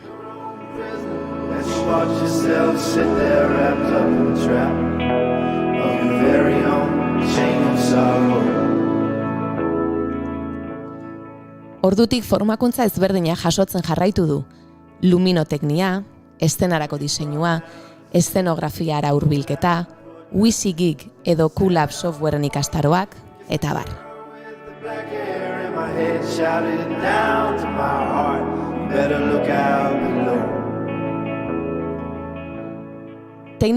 Teknikari lanak antzoki ezberdinetan burutu ditu. 6 urtez, Katalunian bizi izan zen, eta bertako antzoki asko ezagutu ditu. TNC, Teatro Nacional de Cataluña, Teatro Borràs, Bartzelonako antzoki zarra, Gran Teatre del Liceu, San Cugateko antzokia, eta beste hainbeste. Gainera, antzerki eta dantza konpainia ezberdinekin ere teknikari aritu da. Lauka Teatroa, Traspasos, Mukmus Laborategia, Eneko Balerdi, egun, Bilboko Arriaga antzokiko argi teknikarietako bat da.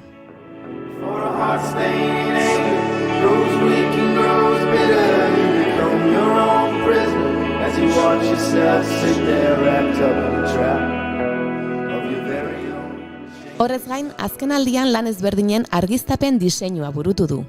Heriotza bikoitza, Mukmus Laborategiaren eskuarriak eta Garaitz 60 TM. Horman Poster konpainiaren Antigone. Arte drama eta huts teatroaren Atzerrian Lurra Garratz.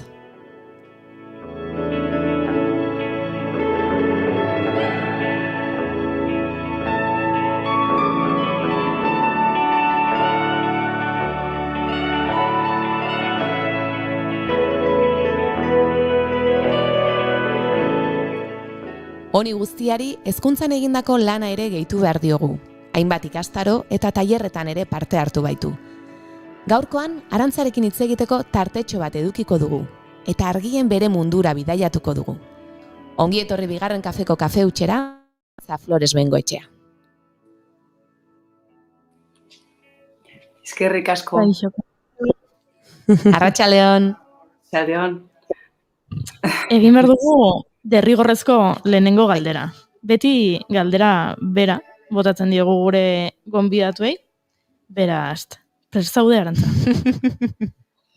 Ez dakit. Bai, noski.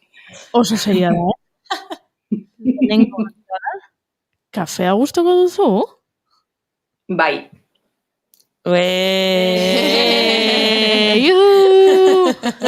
Listo. Ikusten etzen zaila ez. Izan beharra daukat orain deskafeinatu hartzen dudala. Beno, baina kafia. Bai, kafia, bai, puntua. Gaina eta guztiari, bai. Bueno, Arantza, aipatu dut, bideogintzan murgiltzen ari zinela izan zenuela arte eszenikoen irakasgai bat, eta hor konturatu omen zinen arte eszenikoak zinema eta telebista baino gehiago gustatzen zitzaizkizula. Zer da hor sentitu zenuena edo, hor zer egontzan hor barnean? Bueno, nik uste lehenago ezagutu nuela argiaren garrantzia. Ikusentzunetan ere bai argiaren garrantzia, argiaren garrantziaz konturatu nintzen.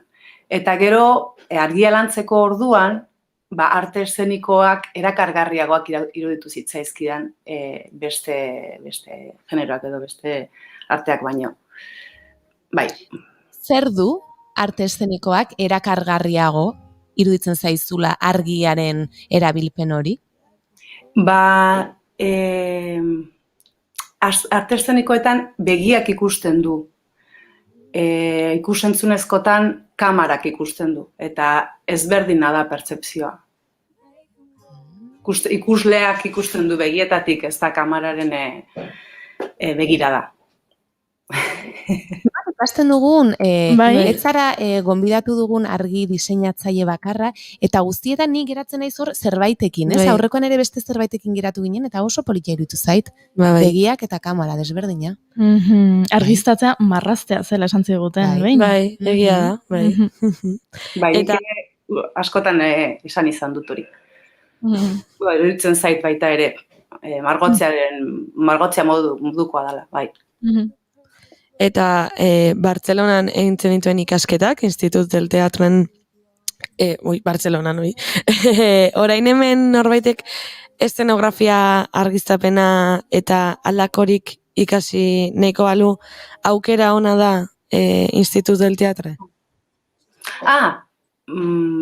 Bai, hor badaude Institut del Teatre oso erakunde handia da, hor ematen da ere bai interpretazioa, dramaturgia, zuzendaritza, eszenografia eta argiztapen diseinurako titulazioak egiten dira. Nik egin nuen eskolan teknikari lana, teknikari ikasketak. Oso interesgarria da, instituzio berdinak dituelako alor guztiak, bai? Orduan, elkarlana oso ohikoa da. Orduan, adibidez, guke asignaturak genituen praktikoak, eta praktika horiek egiten genituen arte dramatikoa ikasten ari ziren ikasleekin, edo eszenografia ikasten ari zen ikasleekin, tailerrak egiten genituen elkarrekin, ez? Orduan, eta irakasleak ere bai, oso irakasle jantziak dira zentzu horretan, urte asko daramatzate lanean, gainera institutek 100 urte baino gehiago daramatza aktibo, imaginatu. Bai, gainera, esan dugu leno Irati eta Mariarekin, Katalunian orokorrean badagoela artearekiko lotura da txikimendu gehiago, ez? Hemen gertatzen da, ez dakagula horrelakorik, edo ez dagoela hori ikasteko aukerarik hemen, edo? Bueno, hemen edo beste leku askotan ez dago. Katalunian kasua agian da berezia. bueno, herri kulturan oso uztartuta dago, horre beti esaten dut, herri txikia badare, badago antzoki bat. Txikia badare, hemen herri txikitan frontoiak bai, denetan izango dituzu, igual frontoia ez, baina antzokitxo bat bai. Eta adibidez, Gabonetako pasturetxak egiten dituztenean, eta herri antzerkia da, baina eszenatoki bat ere gainera igotzen dira, eta orduan txikitatik, badago hor herri kulturan oso sartuta. Eta uste dut horrek gero, horregatik uste dut Kataluniak daukala, bereziki arte eszenikoetan, ez dakit dagoela pixka bat, beti aurrerago edo beti dago garatuago, ezta? Estatu mailan ez dut ezagutzen ez da ere olako lekurik, Bai. Aipatu duzuzuk teknikari ikasketak intzen ditula bertan, eta aipatu dut nik teknikari aritzen zarela antzoki ezberdinetan, baina beste kasu batzuetan zuk sortzen duzu argiztapen diseinua. Gustatuko litzaiake kontatzea nolakoa izaten den azken prozesu hau. Non ze momentutan sartu ohi zaren zu proiektura, akaso hasieratik, eta gero pixka bat ere azken aldian guk hemen asko aipatu dugu atzerrian lurra garratzen lana, beraiekin, birana ari zaretelako orain eta bar, eta pixkat konkretuago ere lan horretan konkretuko nola izan zen lana Anderrekin, Amankairekin eta gainerakoekin. Bai, egia esan, konpainia bakoitzak edo talde bakoitzak badauka bere funtzionamendu propioa. Bai, orduan batzuetan deitzen didate, baina ikuskizuna oso osatuta dagoenean, eta beste batzuetan deitzen didate 2 urte lehenago, estrenaldia baino 2 urte lehenago. Orduan, ezberdina da, funtzionatzeko moduaren arabera. Baina orokorrean, eta atzerrianen kasuan horrela izan zen, jasotzen dut gidoi bat, edo testu bat, edo ideia bat, ze batzuetan ez dago gidoi bat fisikoa, baizik eta badago, holako gidoi bat, testu bat, edo ideia bat jorratuta, baina testu, esan nahi dute, testu propio bat gabe, ez dakit, adibidez dantzan ez dago testurik, baina badago gidoi bat, Orduan hori jasotzen dut, nik egiten dio lehenengo irakurketa bat, agian hortik atera ditzaket ideia batzuk, edo egin dezaket pixka bat nire ideia, baina beti egoten da, zuzendariarekin batez ere, edo lan taldearekin, hori ere taldearen arabera ezberdina izan daiteke, egoten da lehenengo bilera bat, eta lehenengo kontaktu bat, eta hor pixka jartzen dira mahai gainean ideiak, bai? Nola egin nahi den hori. Eta hor, nik proposatu dezaket, edo hortik ateratzen duanarekin, berregin nire ideia, edo gauza berriak ateratzen dira. Eta gero ja lan potoloa sartzen da, egonaldietan, hasten garenean. Eta ja egonaldietan, ja egiten dugu lana zuzenean, aparatuekin eta ekipamentuarekin, eta nik egiten dut aurretik, egin dudan irakurketarekin eta bilerekin eta egiten dut hasierako plano bat, argi plano bat, hori da montatzen dana, baina gero, entxeguak eta egiten joaten garen enean, joaten da plano hori aldatzen, koloreak, gauza berriak sartzen dira, ez datzuk kendu, eta gero aktoreekin lanean ari zarela eta erabakitzen da noiz sartu behar den argi hori, nola sartu behar den argi hori. Lagun batek esan dit, eta akaso, nire gero pentsatzen jarrita, atzerrian lurra garratzen ere, uste dut, kandilejak esaten zaie, ez dakit ondo esaten ari nintzen, baina aurretik lurrean jartzen diren fokuak. Kandilejak ere, hitza berez dator suarekin argitzen zen garaikoa. Orduan, sua eta gero gasa. Estonatak aurrean, lurrean ipintzen ziren argizariak, eta horrekin argiztatzen, zanezan argiztatzen, goitik.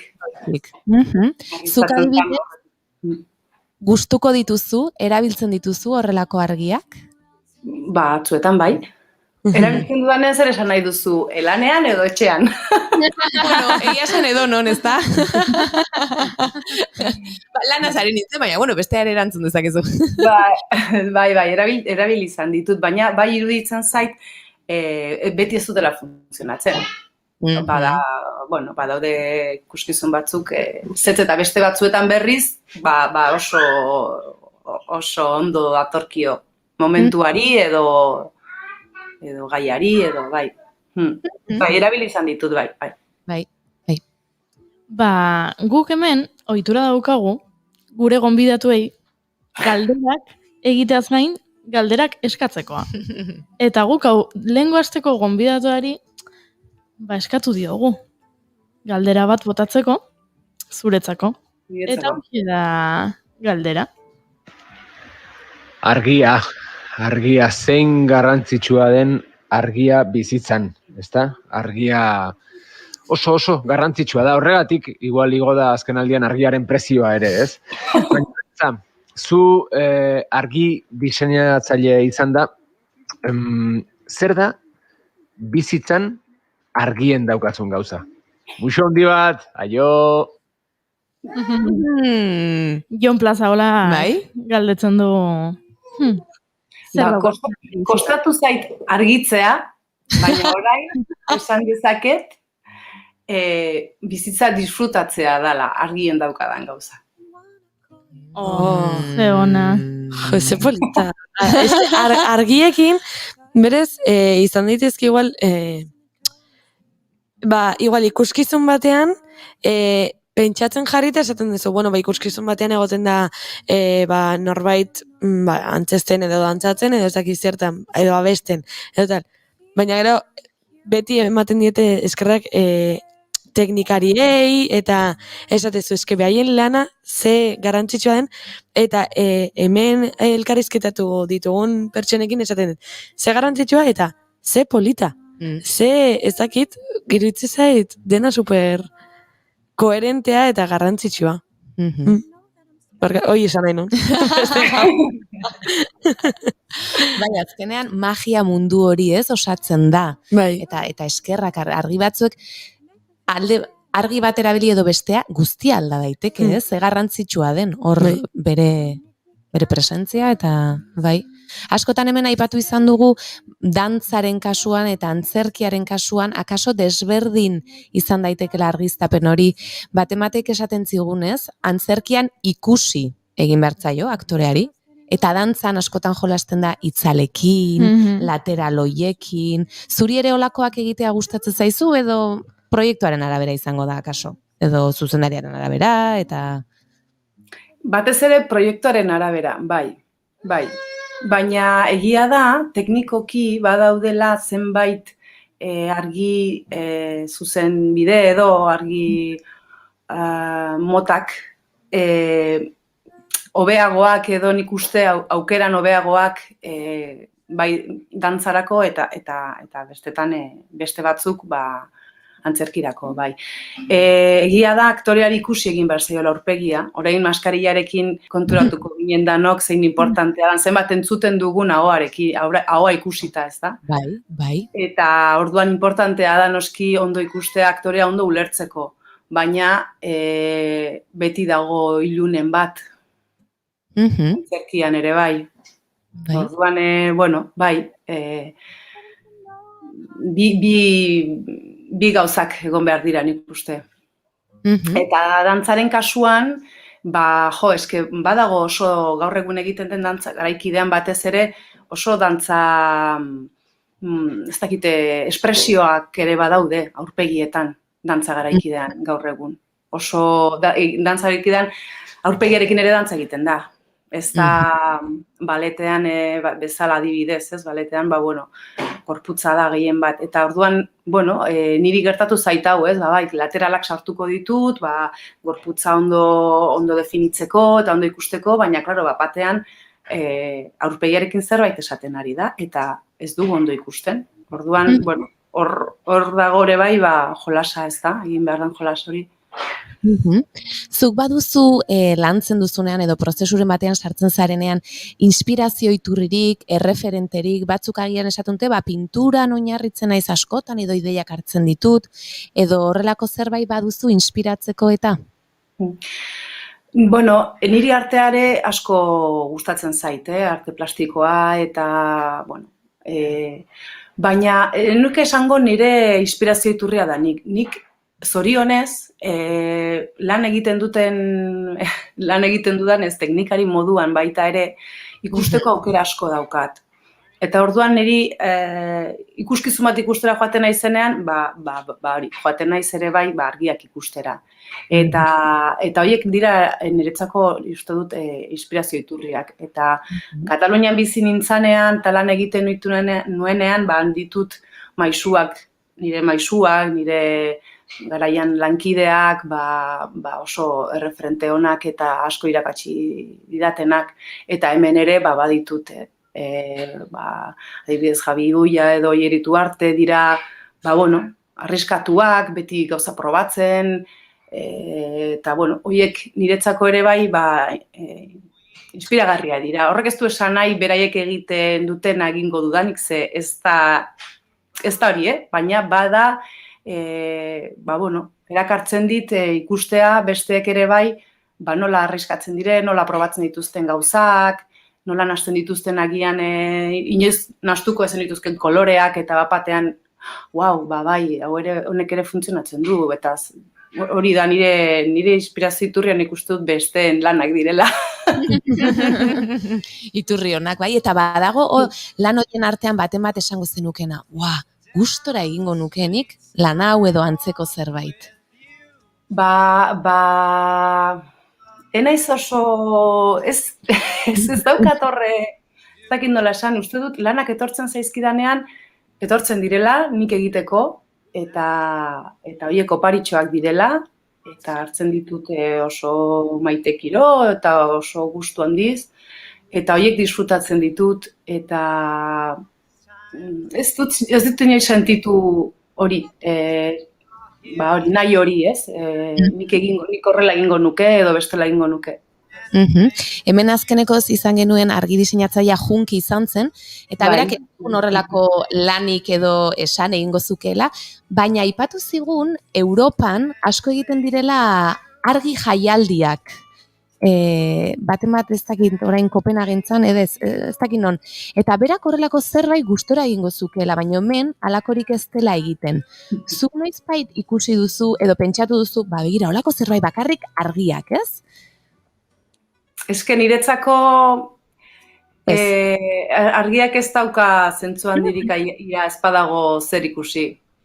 Ez dakit, momentuz behintzat ez dute... Ni joango nintzateke ikustera. Ikustera, bai. Ikustera, ia nola egiten duten, ez da? Baina nintzake ausartuko egitera. Egia esan ikusteko, hola bitxia eta berezia izan behar du, ez da? Bai, holako zerbait. Bai. Aipatu dugu... Ez esan. Ez, pentsatzen dut, agian... daudela ikuskizunak non argiak, ateratzen zara ikuskizunetik eta esan duzu, ze argiak, ez da? Hori litzateke baita ere, ez? Zeo zer badago, Junkiri izango diondik, zeo zer badagoela hemen ere. Justu orain, streaming bidez, hemendik jarraitzen gaituztenek ikusiko zituzten Antigoneren irudi batzu, gainera uste dut aipatu dugulen agendan asteburu honetan emanaldia dutela, ikusten da hor oso argi indartsuak, agian trailerra da ere, eta momentu batean oso bizkorra da dena. Nola izan zen lanketa hori, obra honetan argiztapen hori? Esango dut oso erraza, badirudi hori esan da nire lanaren garrantzia errabatzen duela zen nire lanak, baina, ez erraza zentzu, claro, eske klasikoak oso erakargarriak dira. Eta taldeak lan egin zuen oso modu eskematikoan, eta niretzako oso klaroa izan zen nola argiztatu behar nuen hori.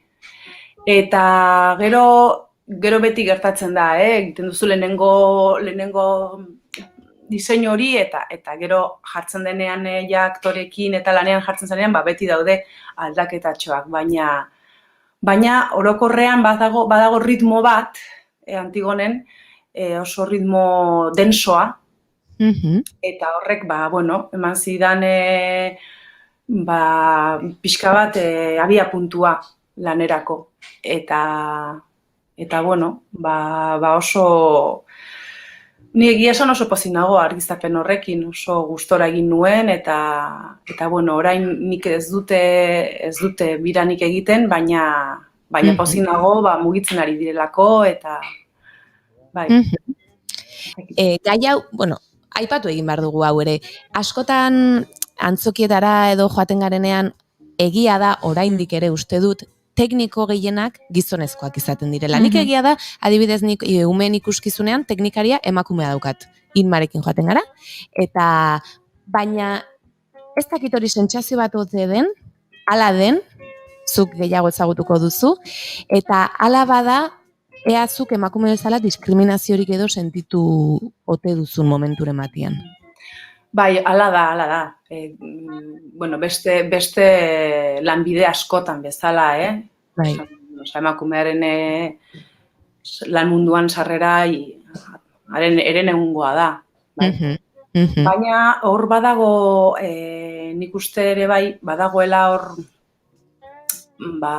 pisuaren kontuarekin, ze orain arte behintzat, badago erlazionatuta teknikoki indartsua izan behar zara, aparatuak mugitzeko, badago lan fisikoa oso importantea, bai? Orduan, horrekin erlazionatuta badago pixka bat emakumeak, hasiera batean behintzat ni hasi nintzenean, nik pentsatzen nuen jendeak diskriminatzen induela gaztean nintzalako. Baina, gero konturatu nintzan, ez da bakarrik horregatik. Eta, bai, horre nire alaba dator.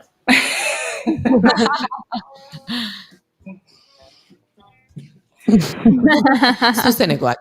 Zuzenekoak hori da. Bai, sentitu dut nahiago zutela agian gizonezko bat, emakumezko bat, baino, eta askotan begiratzen zaituzte, nondik etorri zara, nondik atera da, honek ez daki, bai? Zalantzan jartzen da zure gaitasunak eta zure profesionalitatea, nahi dut zure lanaz, hor dagoen lan bat, eta beti demostratu behar duzu lan hori egiteko gai zarela, denbora guztian, erakutsi behar duzu, behitu horrela pentsatut eta horrela egin dut, baina horrela egin duzu, bai, horrela egin dut eta horrela egingo dugu, eta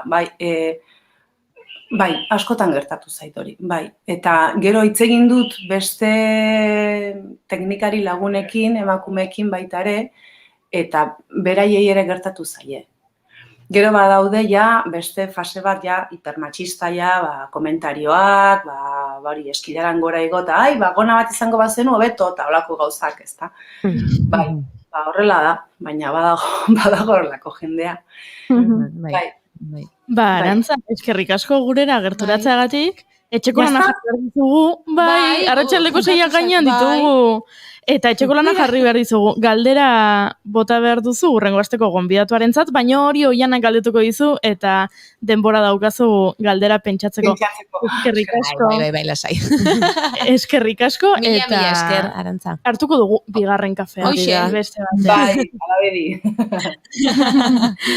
Eta guk entzuleak ere agurtu behar ditugu, Say What You Want abestiarekin, izan ere gaurko egunez jaio zen Richard Hind, Eskoziako Texas taldeko bateria jolea, eta abesti hau, aspaldikoa da, baino ze ona den.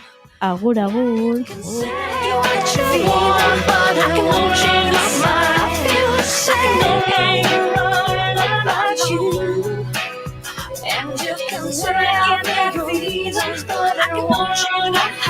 I feel the same.